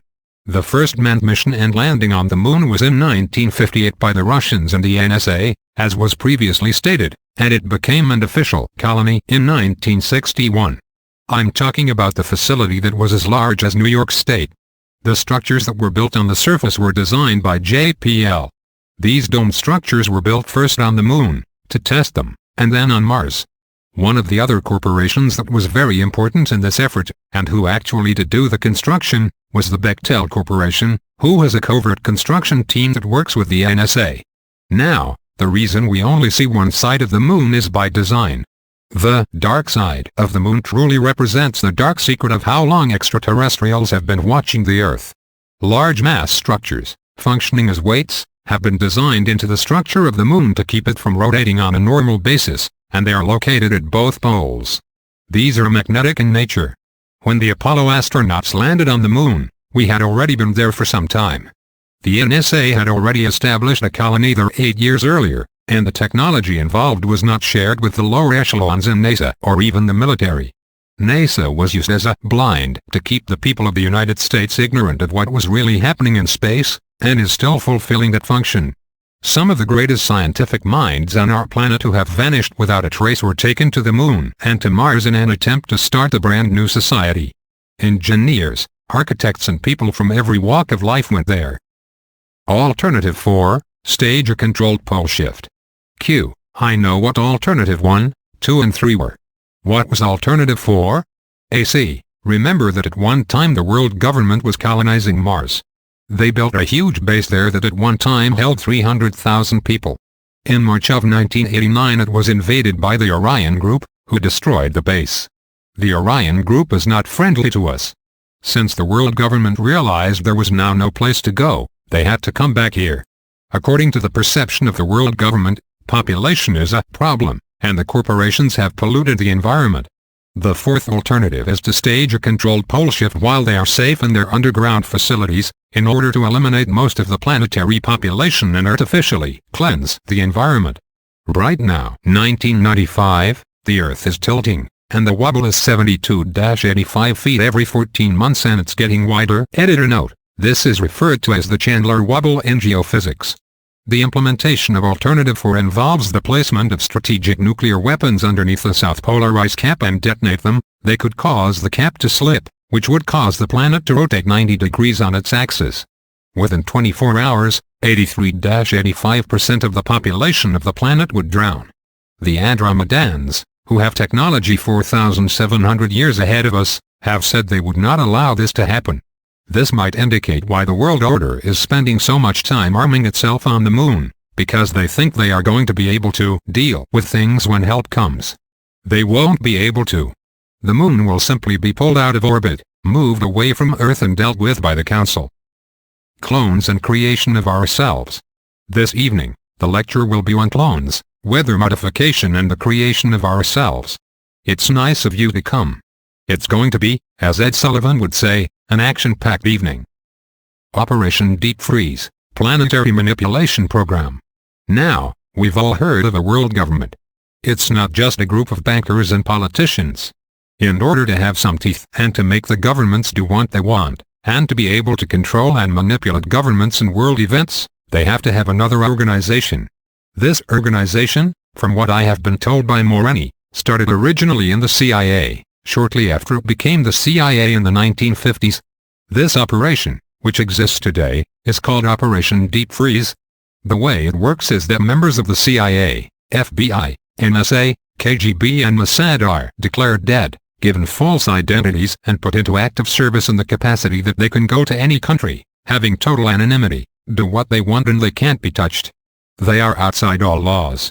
In 1988, according to Morenae, there were 12,310 of these people. Today, there are over 26,000 of them. What brought this whole thing up is that the lecture I did last Saturday, a gentleman brought up something about a mark on the palm of the hand. So, I took that information and went to Morenae. I said, well, what about this? Well, I opened up a can of worms. I had no idea. Anyway, this group is called Deep Freeze. It's called that because they're all supposed to be dead, but they're not, and it is these individuals that basically run messages back and forth between world governments. In other words, messages on what to do, when to start a war, when not to start a war, when to bomb, when to kidnap, etc. It is also this same group that is in charge of the doubles and clones. Now, folks, some of this might be really hard for you to understand, or to even relate to. I'm just here to offer the information. I don't have a problem with this information. I'm just telling you where I'm coming from. Now, I'll start and I'm going to have to give you specific times, dates and background information so that you can go back and try to prove it wrong. Okay? I asked for specific information because I know that on the believability scale this is pretty tough. Again, this information is what the Zenitans race from Andromeda have provided me with. Regarding Henry. Okay. On January 26, 1979, Nelson Rockefeller, the ex-vice of the United States, was murdered. He did not die of a heart attack making love to his secretary, as most of us have been told. When he passed away, or was killed, his next in command was Henry Kissinger, who was apparently a Rockefeller devotee, and Kissinger thought he could take Nelson's place as far as helping to run the Rockefeller empire. On February 4, 1979, Kissinger left for London from Washington. Now, this is just after the funeral for Nelson Rockefeller. From London he went to 2 secret destinations in France, then back to London. At 11 p.m., he left Heathrow Airport in a private jet back to Washington, D.C. He was accompanied by his wife, now his ex-wife, Nancy. According to Morenae, there were 26 Earth-built spacecraft watching the plane. At 7:12 p.m. Eastern Standard Time on February 5, 1979, all contact with Kissinger's plane was lost. Now, I'm giving you the specific information so that you can go back in time and try to disprove this or validate it, whatever the case may be. The plane never arrived in Washington. Several days later, his aides claimed that he was on vacation somewhere. According to Morenae, the real human being Henry Kissinger has never been seen or heard from again. He was cloned. On March 9, 1979, filmed clips of Henry Kissinger were put together for it to appear that he was doing a real interview on the newscast. The same thing occurred on March 25, 1979, for a hoax television interview on Meet the Press. According to Morenae, if you listen carefully, questions put to Kissinger are not answered, but he says something else. They didn't know where Kissinger was when they created these mock broadcasts, and they didn't want to create a panic within the structure of the government, because Kissinger had been carrying vital intelligence information back and forth. Moldekian redo, a shadow of your smile. Now, the Rothschild family, and those close to it, are the souls of the leaders of the former Moldek, a planet that was destroyed in the past and now remains as the asteroid belt. They have continued to be reborn in the same family in order to retain their control. Many members of the shadow government in the United States and many individuals in Russia are also souls who were conscious of themselves and originated on Moldek at one time. Most of these Moldekian souls who were physically incarnate in Russia have been removed, and according to Morenae this was done by a group of Pleiadians, who apparently have a huge base in Russia and are actively involved on that end. There are still a large group of these souls having their origin with Moldek that are incarnating in human form, and conscious of who they are. They're all into war, hate, greed, power and control. That's what they're all about. Unfortunately, most of those who are incarnating and are still in physical form are in the United States, underneath us in the underground cities and facilities. Double your pleasure, double your fun. There is in our world today an intelligence war of sorts going on between doubles and clones. The nations on our planet today that can literally create doubles and clones are the United States, Russia, Britain and Israel. We're not talking peanuts. Here during April of 1979, for the period of a week and a half, President Carter and Vice President Mondale were out of public view. Now, if you will remember, Carter was looking very sick, and apparently he was. He was dying of leukemia and cancer, as a result of material injected into his food by the CIA. He went to Georgia with his family for a 10-day scheduled vacation. Walter Mondale supposedly went to Iceland, Scandinavia and the Netherlands. In other words, they had a double for him. The real Walter Mondale was executed by Operation Deep Freeze on the evening of April 20, 1979 in New Richmond, Wisconsin. On April 21, 1979, President Carter and his family were executed. I know this sounds hard and unbelievable. Editor note, actually, Dr. Peter Better, a man with a list of impressive credentials a mile long, maintained this fact adamantly, before he was killed. I have seen the material, and the documentation was impressive. They've all been replaced by clones. Jimmy Carter has had at least 18 clones since he was killed in 1979. The person we see, and the person who recently went to Korea in 1996, is not a real human being. He is what they call a synthetic. I am sure you're all asking, how could this be? There's no way I would have talked about this unless I could give you some, nuts and bolts. Never clone when home alone. What is the difference between doubles and clones? A double is more or less a person acting like another person, who has been cosmetically changed to look like that person. A clone is a synthetic biological organism with a holographically imposed memory complex. In 1953, scientists named Watson and Crick discovered the double helix molecular structure of DNA. During the 25 years following that, many developments have come about, including test tube babies, artificial microbes, artificially produced clones and exact duplicates of various creatures. These duplicates are created in underground laboratories in Mount Hood, Oregon, Sandia Laboratories in New Mexico and at Fort Meade, Maryland, amongst other places, with the cooperation of regressive extraterrestrials. An organic clone can be created and can be programmed to do whatever desired. They are not human, but a kind of computerized animal that looks and acts like a human. Like any man-made thing, a copy is never perfect, and small discrepancies do exist. Merrily we clone along. The first successful clone was put into action in June 1975. Okay. A biological computer modeled after the brain is what is grown inside clones. Editor note: I became aware of the existence of biological computers a long time ago. Such computers were said to have been brought to Vietnam in 1968 for some kind of testing. I was there in 1970. The Kaiser Aluminum and Chemical Corporation has been very instrumental in creating this technology. Computers exist today that can do virtually everything that you, as a human being, can do. Editor note: it has been estimated that computer technology is at least a century ahead of what you see around you, and technology in general has advanced about 40 years for every year that has gone by since World War II. Achieving the ultrasonic cerebral hologram. Man-made biological computers even contain a plasma-like material which circulates through a viscera-like envelope that allows them to be totally self-healing. In other words, they can to a great extent repair themselves. The key to simulating a human being, however, is the clone's ability to simulate their behavior, and this ability depends on the programming in the brain. This programming is done using three-dimensional holographs. This process was evidently discovered at Novosibirsk, a science city in Russia, where they discovered exactly how the brain works. This discovery was the key to achieving believable clones. Now, an ultrasonic cerebral hologram must be obtained of the person who is to be simulated. This procedure is painless to the person, and most people who are to be simulated don't even know this is being done to them when it is happening. The biological computer, the cloned brain, is then caused to form according to the recorded data in the holographic cerebral hologram obtained from the original source subject. In other words, they take the image, project it into a clone, and allow the brain inside the clone to grow exactly like the original source model. The body is already there and they grow the brain inside it. The Greys gave us this technology. They can accomplish this whole process within 90 days, creating a believable clone of an adult human being. All they need to grow the body in which the brain is later to be grown is 3 cells from the original body. Now, although the cerebral hologram automatically duplicates the memory of the original person, portions of the brain of the clone may be made to deviate from the entire holographic print.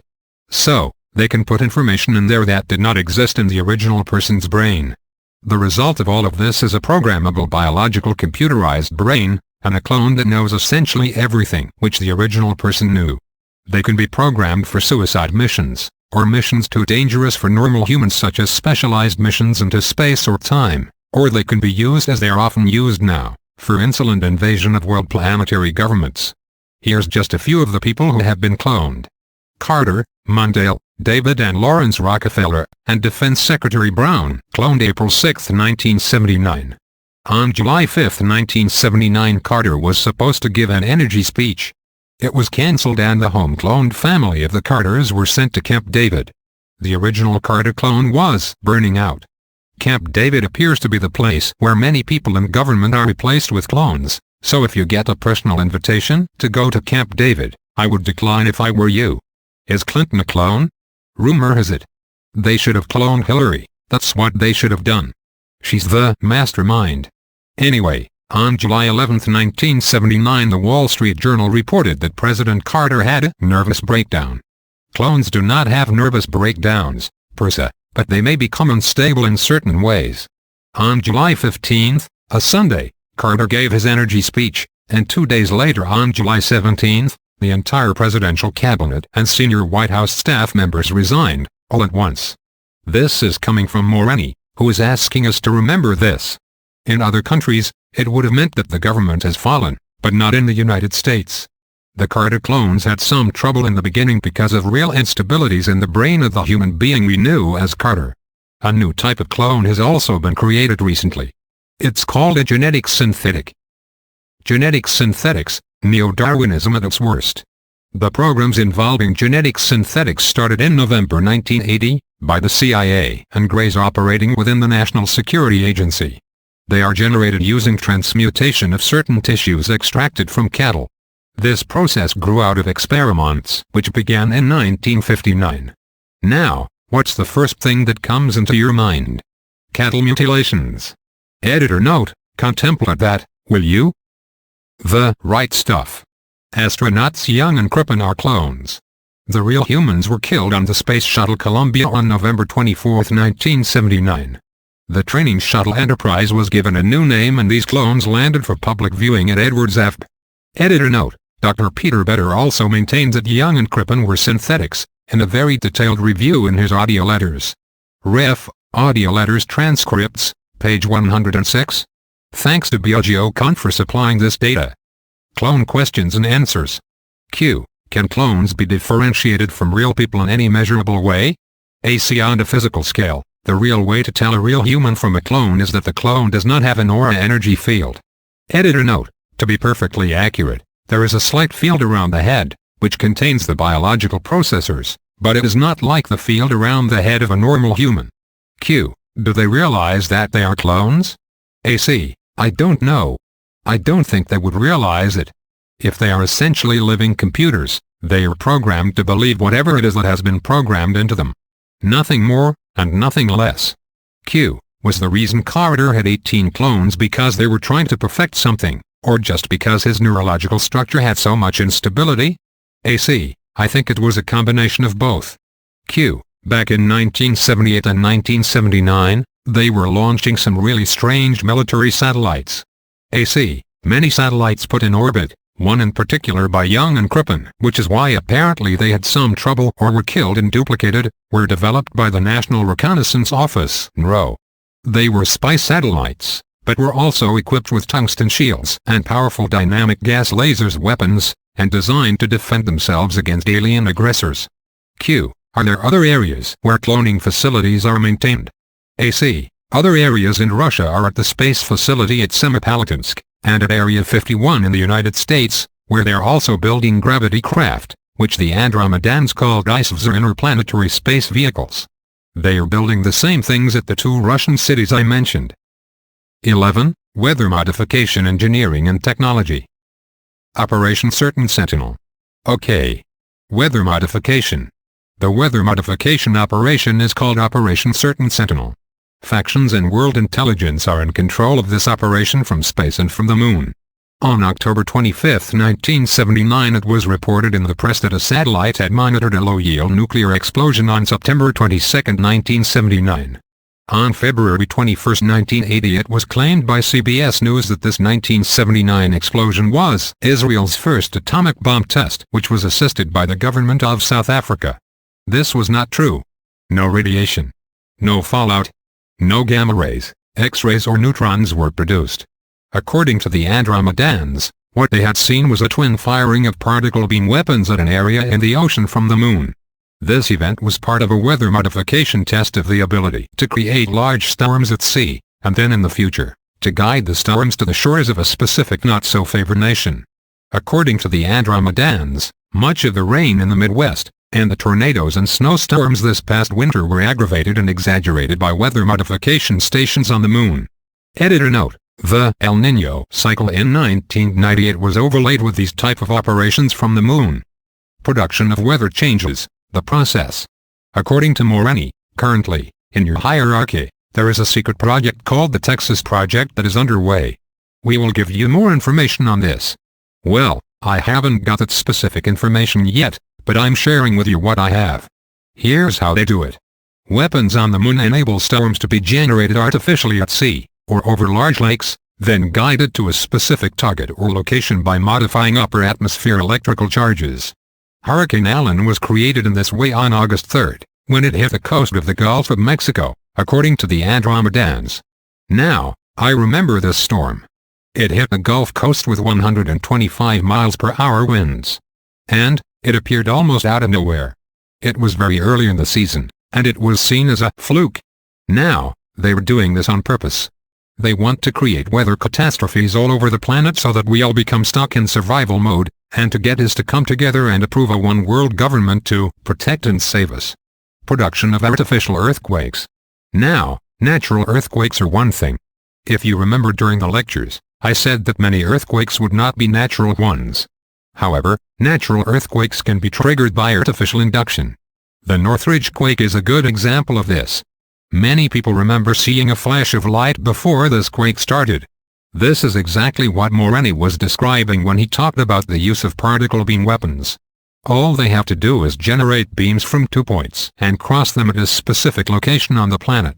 It creates a flash and a pressure will move down into the earth, reverberate somewhere in the crust and come back up and induce an earthquake. Now, one of the only things keeping the United States economy together is the state of California. Devastate that, the United States economy is history. Most overseas transactions from China, Japan, Hong Kong and the Philippines come through Los Angeles and San Francisco. 12. On creation. This information was given to me on February 4, 1988. It is from Is-ness and it is about creation. Now, this is word for word and I apologize if you have trouble understanding it. This is the first time I am reading it in public. Your scientists understand the atom to contain neutrons, protons and electrons, combining in various ways and bonds to create the basic building blocks of your nature. From this starting point, atoms combine to form molecules and on we go up the scale till you reach a blue whale. But consider the atom. First, let us explain to you its properties from the standpoint of motion as we see it. Are the atom and its elements composed in a predetermined structure, with the neutrons, protons and electrons all obediently lining up and counting off? The answer is no. What you have is a mad dance. An entirely unpredictable one. As the electrons jump from point to point, within the limits of this sphere, never stopping, never falling into any consistent pattern or ritual. Now, consider this, Alex. The smallest, most basic unit of physical matter is one entirely unpredictable. Constantly spinning and dancing. What does this tell you about the solidity of your precious physical matter? There's an answer. But to return to your atom, where do these tiny building blocks, these minute elements, come from? Are they in fact the smallest unit of matter, or can we divide them further and further? This question is unanswerable in your scientific terms. It presupposes that the origin of all of your physical third-density matter is physical matter. That stuff must come from stuff. This is not the case. Intent is the origin of physical matter. Intent. It is as if there were an invisible membrane on one side of the physical reality that you know, and on the other side is invisible machinery, the intent of the Is-ness, which makes it all possible. Intent is the key word for you and your other teachers. Desire, if you prefer, can also be used, but it is the Is-ness whose desire and intent to explore itself in all possible manifestations that creates your physical world. That intent begins at the very smallest unit of matter. An electron then is the first hesitant physical manifestation of your intent, as it eases through the membrane into physical life and begins to joyfully dance. There are pockets, then, gaps in that membrane which when energized with enough intent, transform that intent into a physical unit. And once an electron has been given birth, in such a manner, it calls back to the Is-ness and sends its own intent back to the Is-ness, begging for its playmates to join it. So, that can create and assist you in creating a brave new world. This makes it easier for other units of matter to follow, as they are denser and therefore created by a stronger burst of intent than the electrons. Now, let's talk about that. What he's saying is that our intent to manifest in the physical creates electrons. Electrons then create and copy themselves. Okay, but what happens is they copy the original intent. Now, if you remember, I have tried to share with you their viewpoint that most of us have gotten so caught up in the idea of being in the creation, maintaining the creation, that we forgot to strive toward the Creator. So, we are expending so much energy trying to keep this together, as opposed to changing it and creating something much better. Do you follow? It's so subtle. And this is how we have been controlled and manipulated. We are not seeing ourselves beyond our physical selves. Okay. Like a game of tug-o-war, the electron sent back its desire to engage in the joy of physical creation. This desire helps ease creation into its brethren elements. Now, they talk funny and I can't help that. And so, in a wondrous exchange, not only is physical matter created out of desire of the Is-ness itself, but also the joyful song of physical matter reaches back through space and time and connects with the body of intent, and across that invisible membrane, and pulls more of itself into being. Physical matter then creates itself, but only after we originally create the intent. The exuberance of the atom. Now, just focus on your intent. The more you believe it, the further it will manifest itself because you, with your intent and your belief, will give that energy to the physical intent that you just created and allow itself to simply manifest. You create your reality, now your neighbors. We had a 3-hour lecture on the words intent, wish and want. And, when you say I wish something, or I want something, you're manifesting that you don't have it. But, when you're saying I intend an attempt, you're manifesting and you have it. The word intent is a command. So, let's just say a large percentage of people say, there will be no earthquake this year. The chances drop. The problem is that most people do not realize the power they have. Now, where was I? Okay, Versace continues. The exuberance of the atom is multiplied in the wonder of a molecule which astonishes itself in the miracle, with a single-celled organism, and on up the ladder to these simply unimaginable, complex organisms that is you, and all of your brothers on Earth. You are all composed of uncountable such atoms and molecules. Every one of them jumping for joy to join in the partnership to create who you think you are. We emphasize that the natural state of the world is one in which love and fulfillment are the easiest paths to follow. It is much more work to bring yourself negative experiences than it is to deny beauty and wonder. So, don't deny the beauty and wonder of your own beings or turn deaf ears on a song of molecules that compose you, that you stray from the path of fulfillment. The problem with clones and spirit. Now, the grid, your energy field, is a grid of intent. Your energy field is what keeps you together because you are literally created from your own intent. That is why spirit can attach to us. Do you follow? If an organism or a structure is created, cloned or copied, spirit cannot attach to it. This is the problem the Greys have with the hybrids, and this is why the human clones do not have an energy field, because spirit can't attach to it, and this is also because there was no intent in its creation in terms of self-maintaining consciousness. There was, in your terms, no spiritual intent to create it. The non-physical pattern of your body is composed of virtually uncountable blocks of intent, each assigned a particular function, and each specifically directed toward the creation and sustenance of a particular part of your body. As long as you restrict your inquiry only to the physical forms perceivable, you will all have questions and no answers. Just as the atom is constructed or originates out of intent, and not physical matter, so does the body find its origin in a plane quite hidden from your scientific instruments. The blueprint for the body is not contained in a genetic structure. The chromosomes simply reflect the greater origin or the intent. It is the grid work, the structuring of intent and desire that serves as the blueprint for your bodies. And, that intent is then literally flushed out to create the shape of the body. Q. Do all organisms have a soul? AC. No.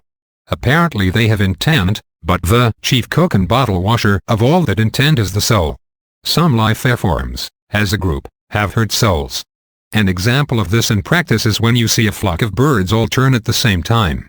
These type of souls, however, are not like our individualized souls. They are more like a collective consciousness. Q. So in actuality, what is actually controlling the sustenance of the human body in a normal human is our own consciousness, projected from the 11th dimension, which is in fact us. AC. Yes. You know. Well, you're already having the intent because you are not vaporizing in front of us. I think the whole point in them sharing all of this with us is for us to be able to trace back where the intent is actually coming from, and for us to see ourselves for who we really are. Q. As the population increases, does that mean that there are more souls? AC. There's more intent. Other beings who want to express themselves here. The soul creates the intent. The intent is you. A population increase is just more souls wanting to have intent here. According to the Andromedans, there were the same amount of souls or spirits in our universe until March 23, 1994, when several new ones apparently stepped in. This was when the new 12th density started to create itself, because of the intent of the Is-ness. 13. Colonies on Mars. Secret colonies on Mars. I want to thank all of you for coming here and allowing me the space to share this with you, so I don't have to carry it any longer by myself. The purpose of the lectures is to inform you specifically of the extraterrestrial intervention in our development and the development of mankind. Mankind has been fascinated with Mars ever since time began. The story of Mars that has been shared with me by the Andromedans is both compelling and quite fascinating. Unlike some of the moons of Jupiter and Saturn, the moon of Earth and the planet Venus, Mars actually originated in our solar system. It is 6.1 billion years old, and its inner sun, which all planets ever had, is burned out. So, the inside is cold, dark and wet. The surface appears to be desolate, sandy and windy. However, Mars is changing, and it has been changing for the last 30 years. The Andromedans say that Mars is getting closer to the Sun every 3 years, and the 200-mile-an-hour storms are becoming less and less frequent. Every year, the polar caps are showing more and more of a change of seasons. The technology does exist today to enable Mars to sustain human life as we know it. According to the Andromedans, given the correct coordination of events in terms of technological applications, Mars could be fully habitable for human life in only 20 years. One of the moons of Saturn also offers us this possibility. Mars is a part very similar to that of Earth. It is a history of repeated colonization and life. According to Morenae, Mars was the first planet in our solar system to explored and colonized. When civilizations were coming to our solar system, they stopped first at Mars. Mars at one time had an ocean and an atmosphere. It was also in a different orbit than it is now. It had plant life and some very basic life forms which didn't evolve there, but were brought to both Mars and Earth 189 million years ago by traders, explorers and miners from Alpha Draconis, Ursa Major and Minor, Lyrae, the Pleiades, Zeta Reticuli and Sirius. Now, there have been some other groups that have passed through here, but those groups were predominantly those who worked our system for minerals, ores, biological samples and all kinds of things. When they came, they always seemed to leave something behind. Some of the life forms that have been and will be discovered on Mars are exactly identical to life forms we have here on Earth. Space travel has existed in our galaxy for 4.4 billion years, according to what the Andromedans have said. The fossil records of both Earth and Mars apparently show that most life forms have had very little actual evolution and appear almost fully formed. In other words, they just suddenly appeared on the scene because they were brought here, according to the Andromedans, by early space explorers and biological engineers. Every time they came, they tinkered with life forms. Apparently, 69.3 million years ago a very large planetary asteroid came through our solar system, laden with a lot of debris. This asteroid, according to Visayas, was so magnetically powerful that as it came through it ripped Mars from its original orbit, which was nearer to the Earth, and pulled it 19 million miles further out. All this happened in a very short period of time, and this devastated everything on the planet, ripping off the atmosphere and causing 3 successive polar shifts in as many days. Although this asteroid left Earth's atmosphere reasonably intact, Mars would take tens of millions of years before it was able to host even the most basic life forms. According to the Andromedans, Mars even had dinosaurs on it at one time, and the fossils of these beasts have been found by the teams that have been sent there. Eventually we will hear about this when and if things become more open. According to the Andromedans, Mars has been periodically inhabited for 3.8 billion years, and that there are ruins all over the planet. Most of the ruins are buried under hundreds of feet of sand, just like here on Earth in the Gobi Desert, where there are ruins of ancient cities. Now, most of us have heard about Cydonia and the pyramids on Mars. There are also war ruins in the Cydonia region that have not been found yet. It is interesting that the word Al-Qahir, the Egyptian word that means Cairo, also means Mars, and that this has been in the Egyptian language for thousands of years. Strange coincidence. Ruins on Mars. The area known as the Tharsis Ridge contains ruins of an ancient city approximately 69 million years old. The Utopia region also holds the ruins of a city equally as old. These cities have been buried for 69 million years. A really interesting area is called Morenae Valley Canyon, where there is an ancient Lyran city that has been buried for 113 million years. There is a vast network of underground tunnels and caverns under this area. This area is where the Earth base Eve is located. Earth base Eve. The Earth base on Mars called Eve is a vast complex built originally millions of years ago, reactivated with the help of the Greys for the Earth world government. It stretches over an area of 118 miles and is 3 levels deep in some places.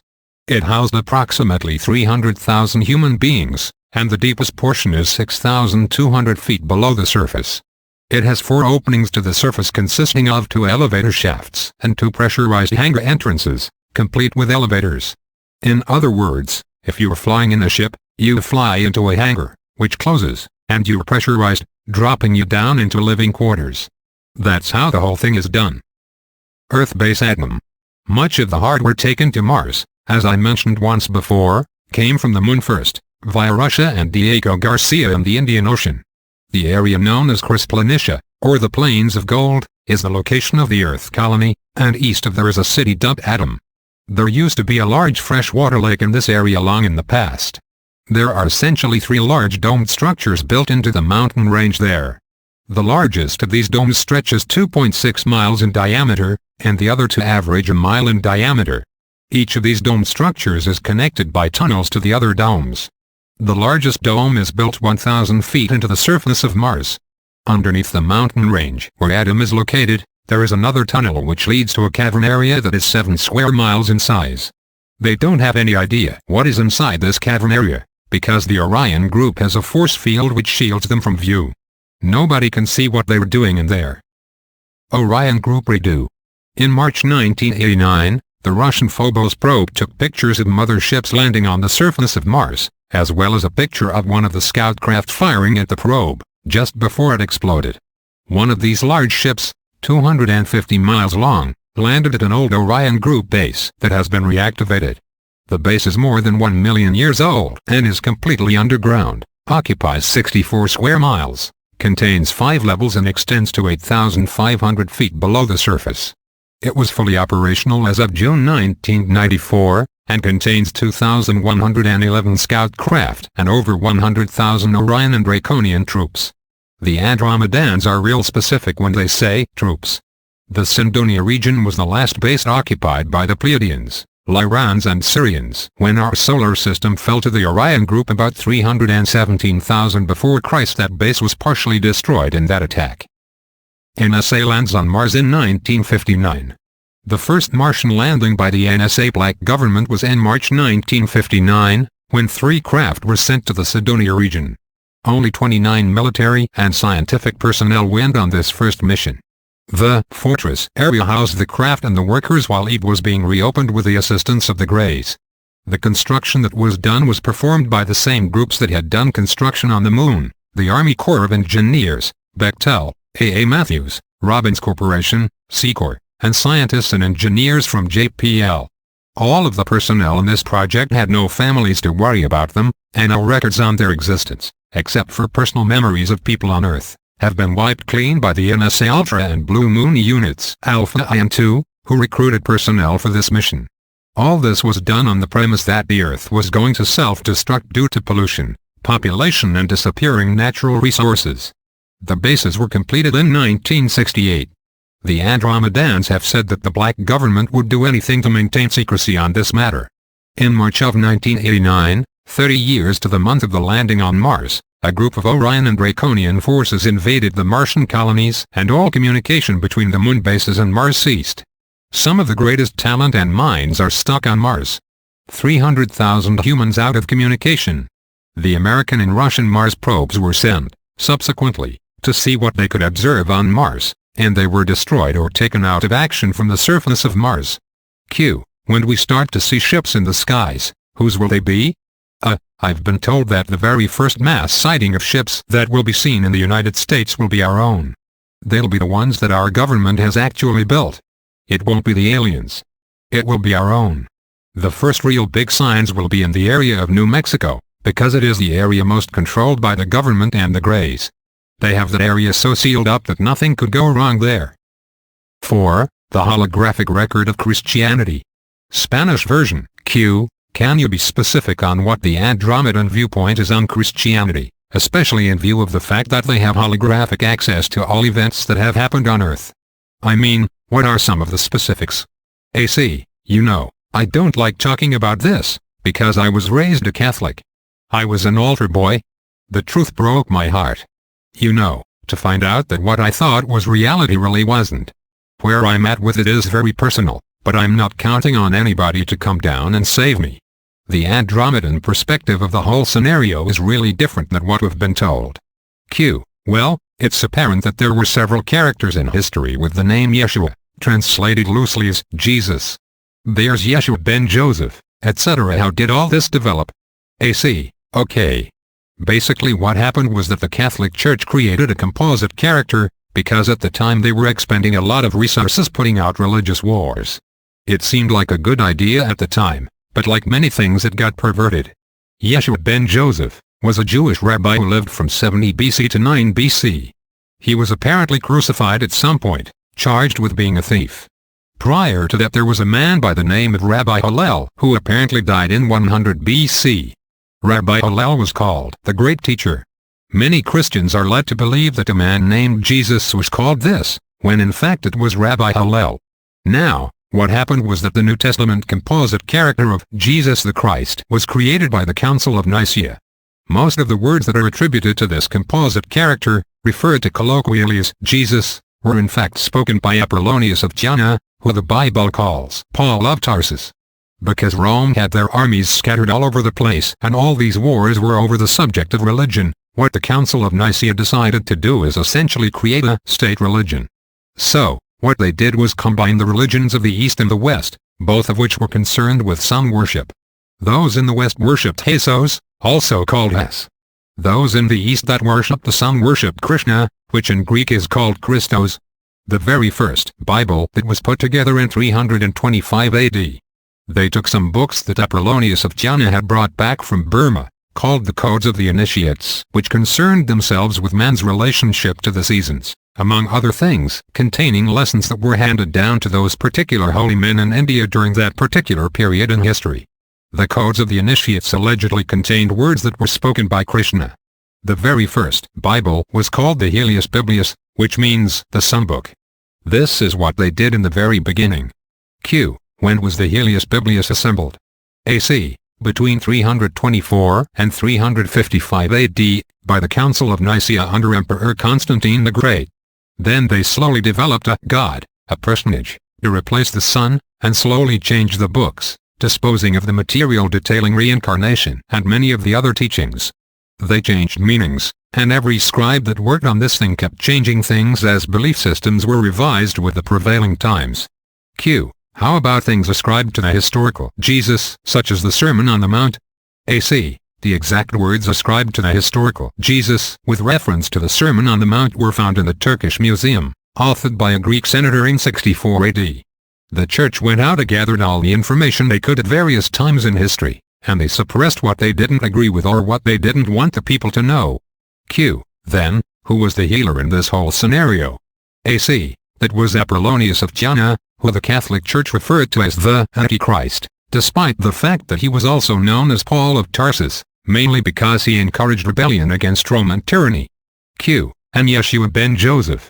AC. From what I understand, he was of the royal line, but he tried to create rebellion against Roman tyranny as well. Now, there was also another Yeshua. Q. Another Yeshua? AC. Yes. It was a very common name in Judea. He was a rabbi who was also a rebel, of sorts. He died at Masada in 64 AD, and his presence at Masada was why Masada was attacked. His name was Yeshua Malathil. The bottom line is there was no Jesus Christ in history at all. It was a composite character, and history reveals this fact. Q. Now, Robert Morenae revealed that the specific crucifixion that involved a Yeshua was a mock crucifixion, and that the person did not really die, because he was given an herbal mixture to simulate death, and that Barabbas was in fact the son of the Yeshua concerned here. AC. Yes, if you take the name Barabbas, which is a two-word name, not Barabbas, as in the biblical product of the Roman Church, and you go back to the ancient Hebrew, it means son of the teacher or son of the master. Q. So whose son was Barabbas? Yeshua Malathil. Q. His son. AC. Yes, and from that grew the lineage in France. Q. The lineage in France?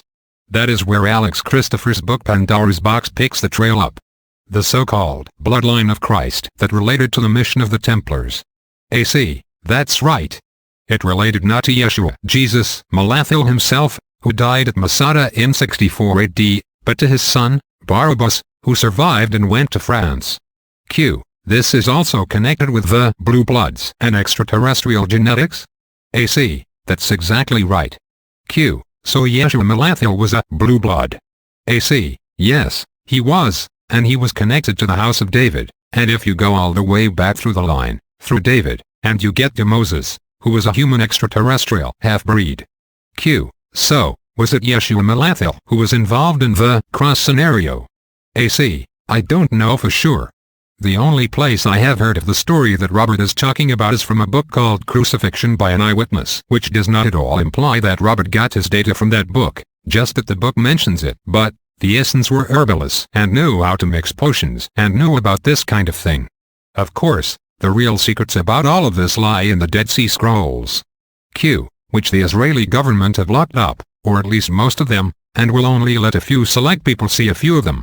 AC. Yes, by the Israelis and the Roman Church, because what the Dead Sea Scrolls show, according to the Andromedans, are that Christianity and Judaism were really one thing, one religion, and they also tell the true story of who Yeshua was, as we have spoken about here. Q. Yeshua Malathil? AC. Right. Rabbi Wise in the 1950s and 1960s did an extensive study of the death warrants and death certificates of those who were crucified during that time period, as the Romans kept records, and the only Yeshua listed as being crucified was a man coincidentally named Yeshua Malathil, who was listed as a traitor and a thief. Mary of the house of Magdalene was the wife of Yeshua Malathil. She came from a very well-to-do family who raised doves for sacrifices put on by the Pharisees at the temples. I think the book Holy Grail talks a little about that, too. The Jewish tradition was at that time that any man 13 years of age, who was a rabbi, must take a wife and have children. That was the law. Q. How did the crucifixion scenario arise with Yeshua Malathil and his son, Barabbas? AC. Well, the story behind that is that they took Barabbas because they knew that the father, Yeshua, would come after his son. The story goes on to say that a ransom was paid, and they did a mock crucifixion in order to hide the fact of a payoff to the Romans. Malathil did not leave the area. He continued to do what he did and died at Masada. There is apparently a scroll which is in the possession of the Russians that proves this, and the son, Barabbas, was escorted to France with the rest of the family. Q. So, presuming that somewhere along the line Christians or Jews would read this material, what would you say to them if they feel concerned by it? AC. Well, all I would say is that true history does not support the idea or the proof that a Jesus Christ lived. It does prove that Apollonius of Tyana was real, and the other thing I would say is, you've been duped. There is no middleman between you and the Creator, and your relationship is directly with the Creator. Q. Of course, this is why Gnosticism has been so suppressed throughout history. AC. Yes. These churches exist only because people believe in them and support them financially. If you take that away and say, my relationship is with the Creator, I don't need a middleman, then there's no need for you. Let's face it, the church is politics and a form of government. The Andromedans share very much the same viewpoint as some of the Palladian groups, that all religions on our planet are forms of government, and they don't see any difference between government and politics, power brokering, in their perspective. I mean, people used to have to pay priests in order to assure their place in heaven. Q. Are there any religious systems on this planet that are at all beneficial? AC. There are two religious systems they say have been beneficial, and they were the original form of Buddhism and the original form of Shinto. All the other stuff is designed to hold you back and control you. That is their perception. 15. Creation of our universe. Q. Why would the group consciousness of the Pratal come into third density? AC. The Draconian legends, according to the Andromedans, talk about wars with the Pratal, who created the human form of physicality. Now, let's just pretend here that we, as the Pratal, knew as a race that there was no way we were ever going to destroy this reptilian race. This war would go on forever. Now, being the spiritual beings that we could be, and here's just a concept or an idea, it could be that we realized that the only way to take care of the negative polarity in our universe was to come and incarnate at its lowest point, its lowest frequency, and alter that frequency so much that everything in its path would evolve. You could do this so none of the negativity could hide or defend itself. The transformation would be so fast, so instantaneous that suddenly they would be light. You've ended all wars. There's no more death and suddenly everybody is an enlightened being.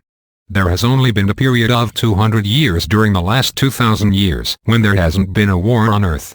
Q. But isn't that forcing enlightenment? Well, we hold a frequency of war, and this frequency emanates into space. Now, if this is truly us, then our minds are creating, firing or triggering other-like consciousness everywhere. We're the catalyst. It's not by force. They have a choice. You change the catalyst and there's no more fuel for anything else.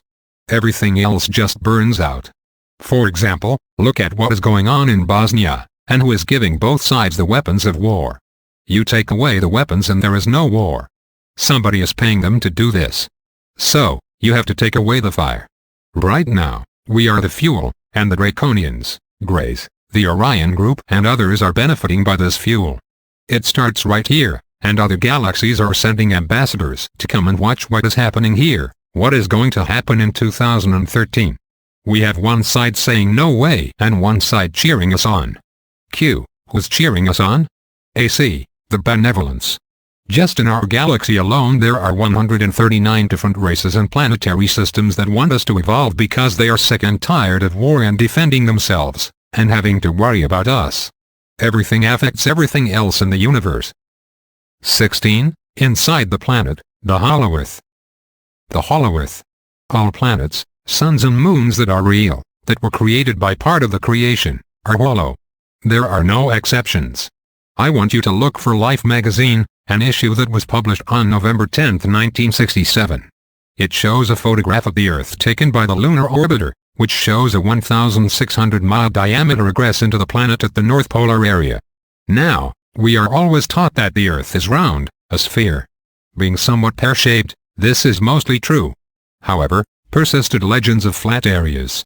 The top of the planet, having been hit a glancing blow by a planetary body billions of years ago, is very flat. Most space photographs of the Earth either delete the top of the planet to some degree, or the photos are doctored to show what the public expects to see. The magnetic North Pole is at 23.5 degrees latitude. About 200 miles south of the circular dip at the top of the planet is a 78-mile diameter opening into the planet. It's technically in northern Canada. Now, according to the Andromedans, the nature of gravity is different than we are told. We are told that because a planet spins on its axis, the centrifugal force creates gravity.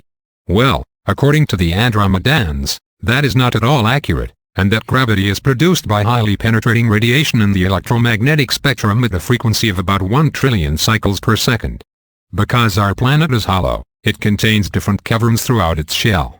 It can support many times the life we think it can because there is a lot more livable surface area than we are taught there is. The following is a description of what it is like to descend into the interior of the Earth, given to me by the Andromedans. When you go 5 miles into your Earth, you will rapidly lose body weight.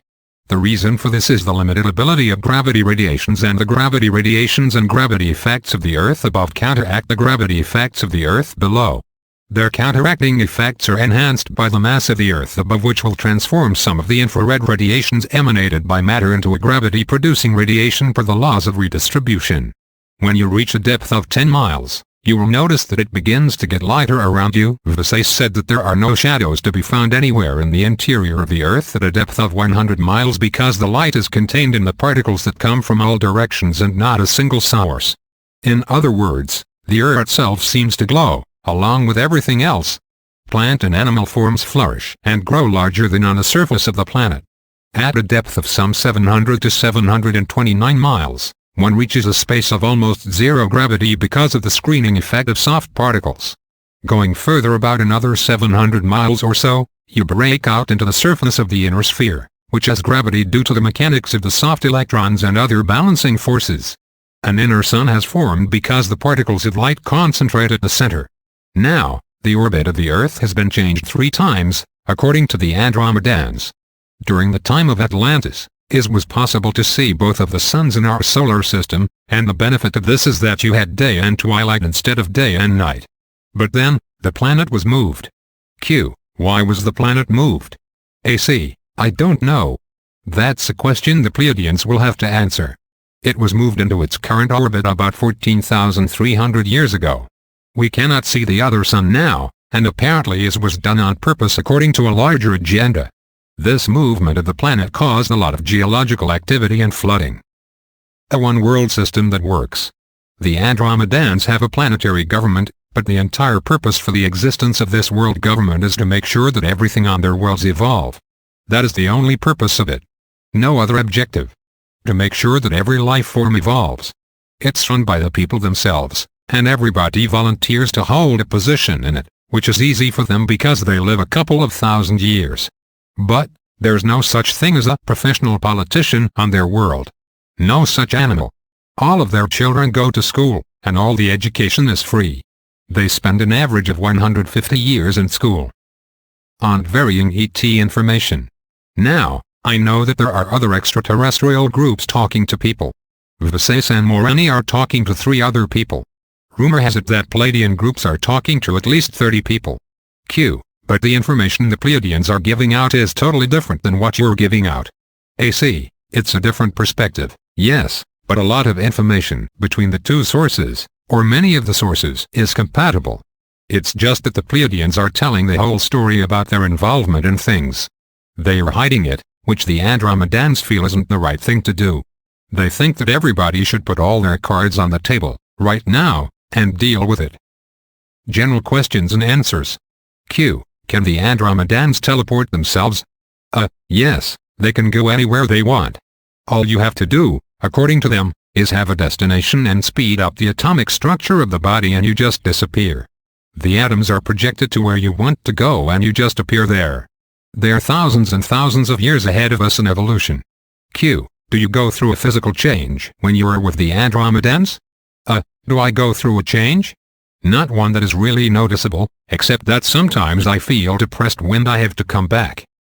17, 4th and 5th density, 2013 AD.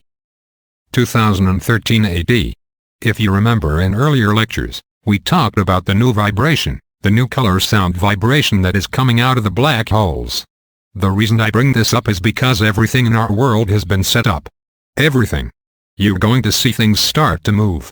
You're going to see some incredibly positive things and some incredibly negative things. Now, it is important to understand this. The negative, or what we call negative, is really blocked energy. Where this energy is, whether it is in us or in the planet, doesn't matter. The fact that it is blocked does matter. Now, these new frequencies are hitting our planet, and we are moving up. The physical is being bombarded with energy. This frequency is first hitting our main sun, and the sun is speeding up in vibration. This is why there are more solar flares happening right now. When in 3rd density a sun goes to the nova state, our scientists, being material reductionists, view it as dying out. To the Andromedans, however, what is happening is that it is leaving 3rd density and moving into 5th. It is now a sun on 5th density. What we are seeing is its release when it moves into the new vibration. The physical 3rd density part of it cannot exist at the same time as the physical 5th density manifestation of it. There's a great misconception about 4th density, and a lot of people throw that term out there because it seems hip, but they don't really know what it means. Now, 4th density is a state of consciousness, awareness and being. It's about knowing yourself completely. It's about becoming real. The result of moving into this state is like everybody suddenly becoming psychic. It will just happen. Not everybody will physically survive the changes in a way they expect. Now, according to the Andromedans, the Earth has tried to get into 4th density, with humanity on it, twice before. Twice before, there was a terrible war. The last time was during the time of the sinking of Atlantis, and the other time was a situation with Lemuria when it sank due to a conflict with Atlantis.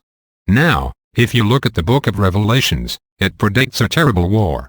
The Andromedans have often said that everything is a belief system, and if we buy into a belief system, we will self-fulfill that belief system, because we are creators.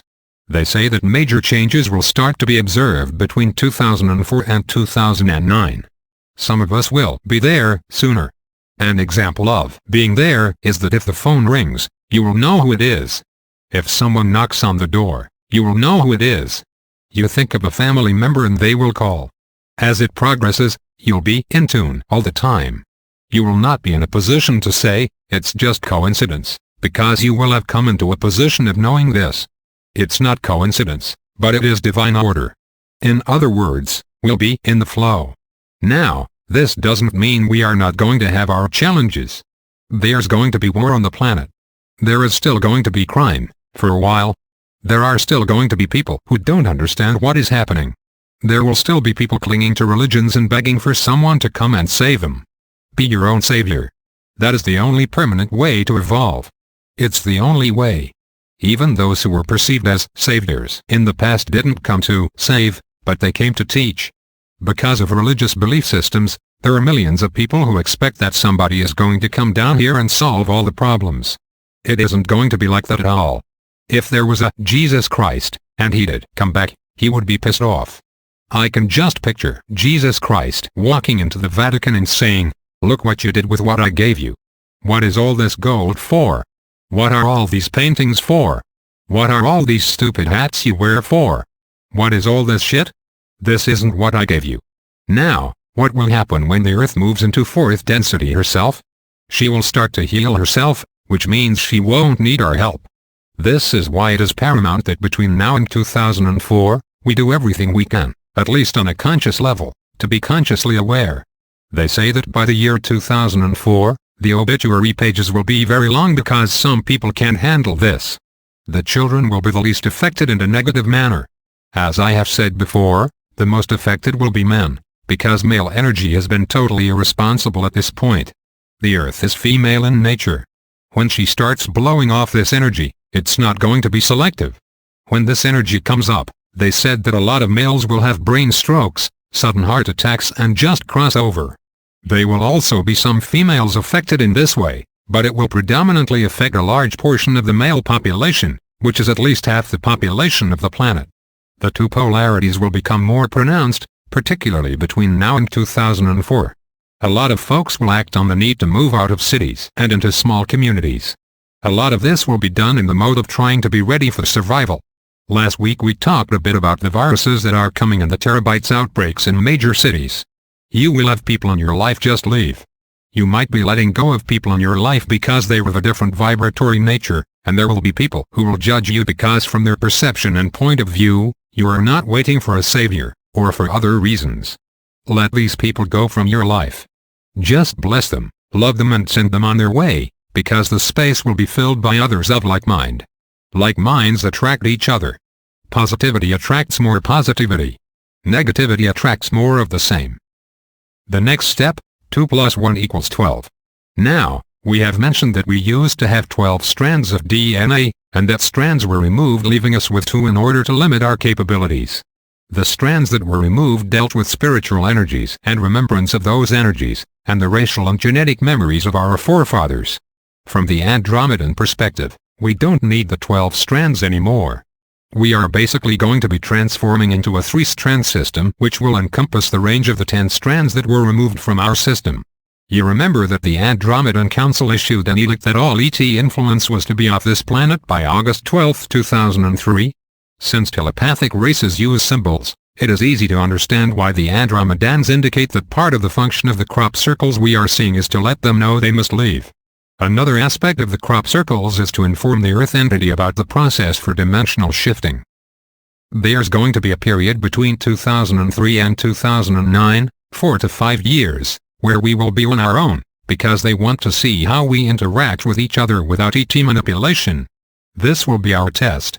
Editor note: in this light, it is interesting that the current political administration falls just short of that point in the time stream. 5th density. How many people will move into 5th density? The last time I asked the question, which was about a year ago, the Andromedans said that between 435 and 510 million people will literally move into 5th density by December 3, 2013. In 5th density you can create and manifest anything you want directly. Our bodies will become energy form, although we could materialize into matter forms if we chose to do so. You won't need to eat food. All you will need is the energy from the sun, which will supply your life force. When we move into 5th density, our solar system will have 27 planets on that frequency. Jupiter, as I have said before, will itself be a light blue sun.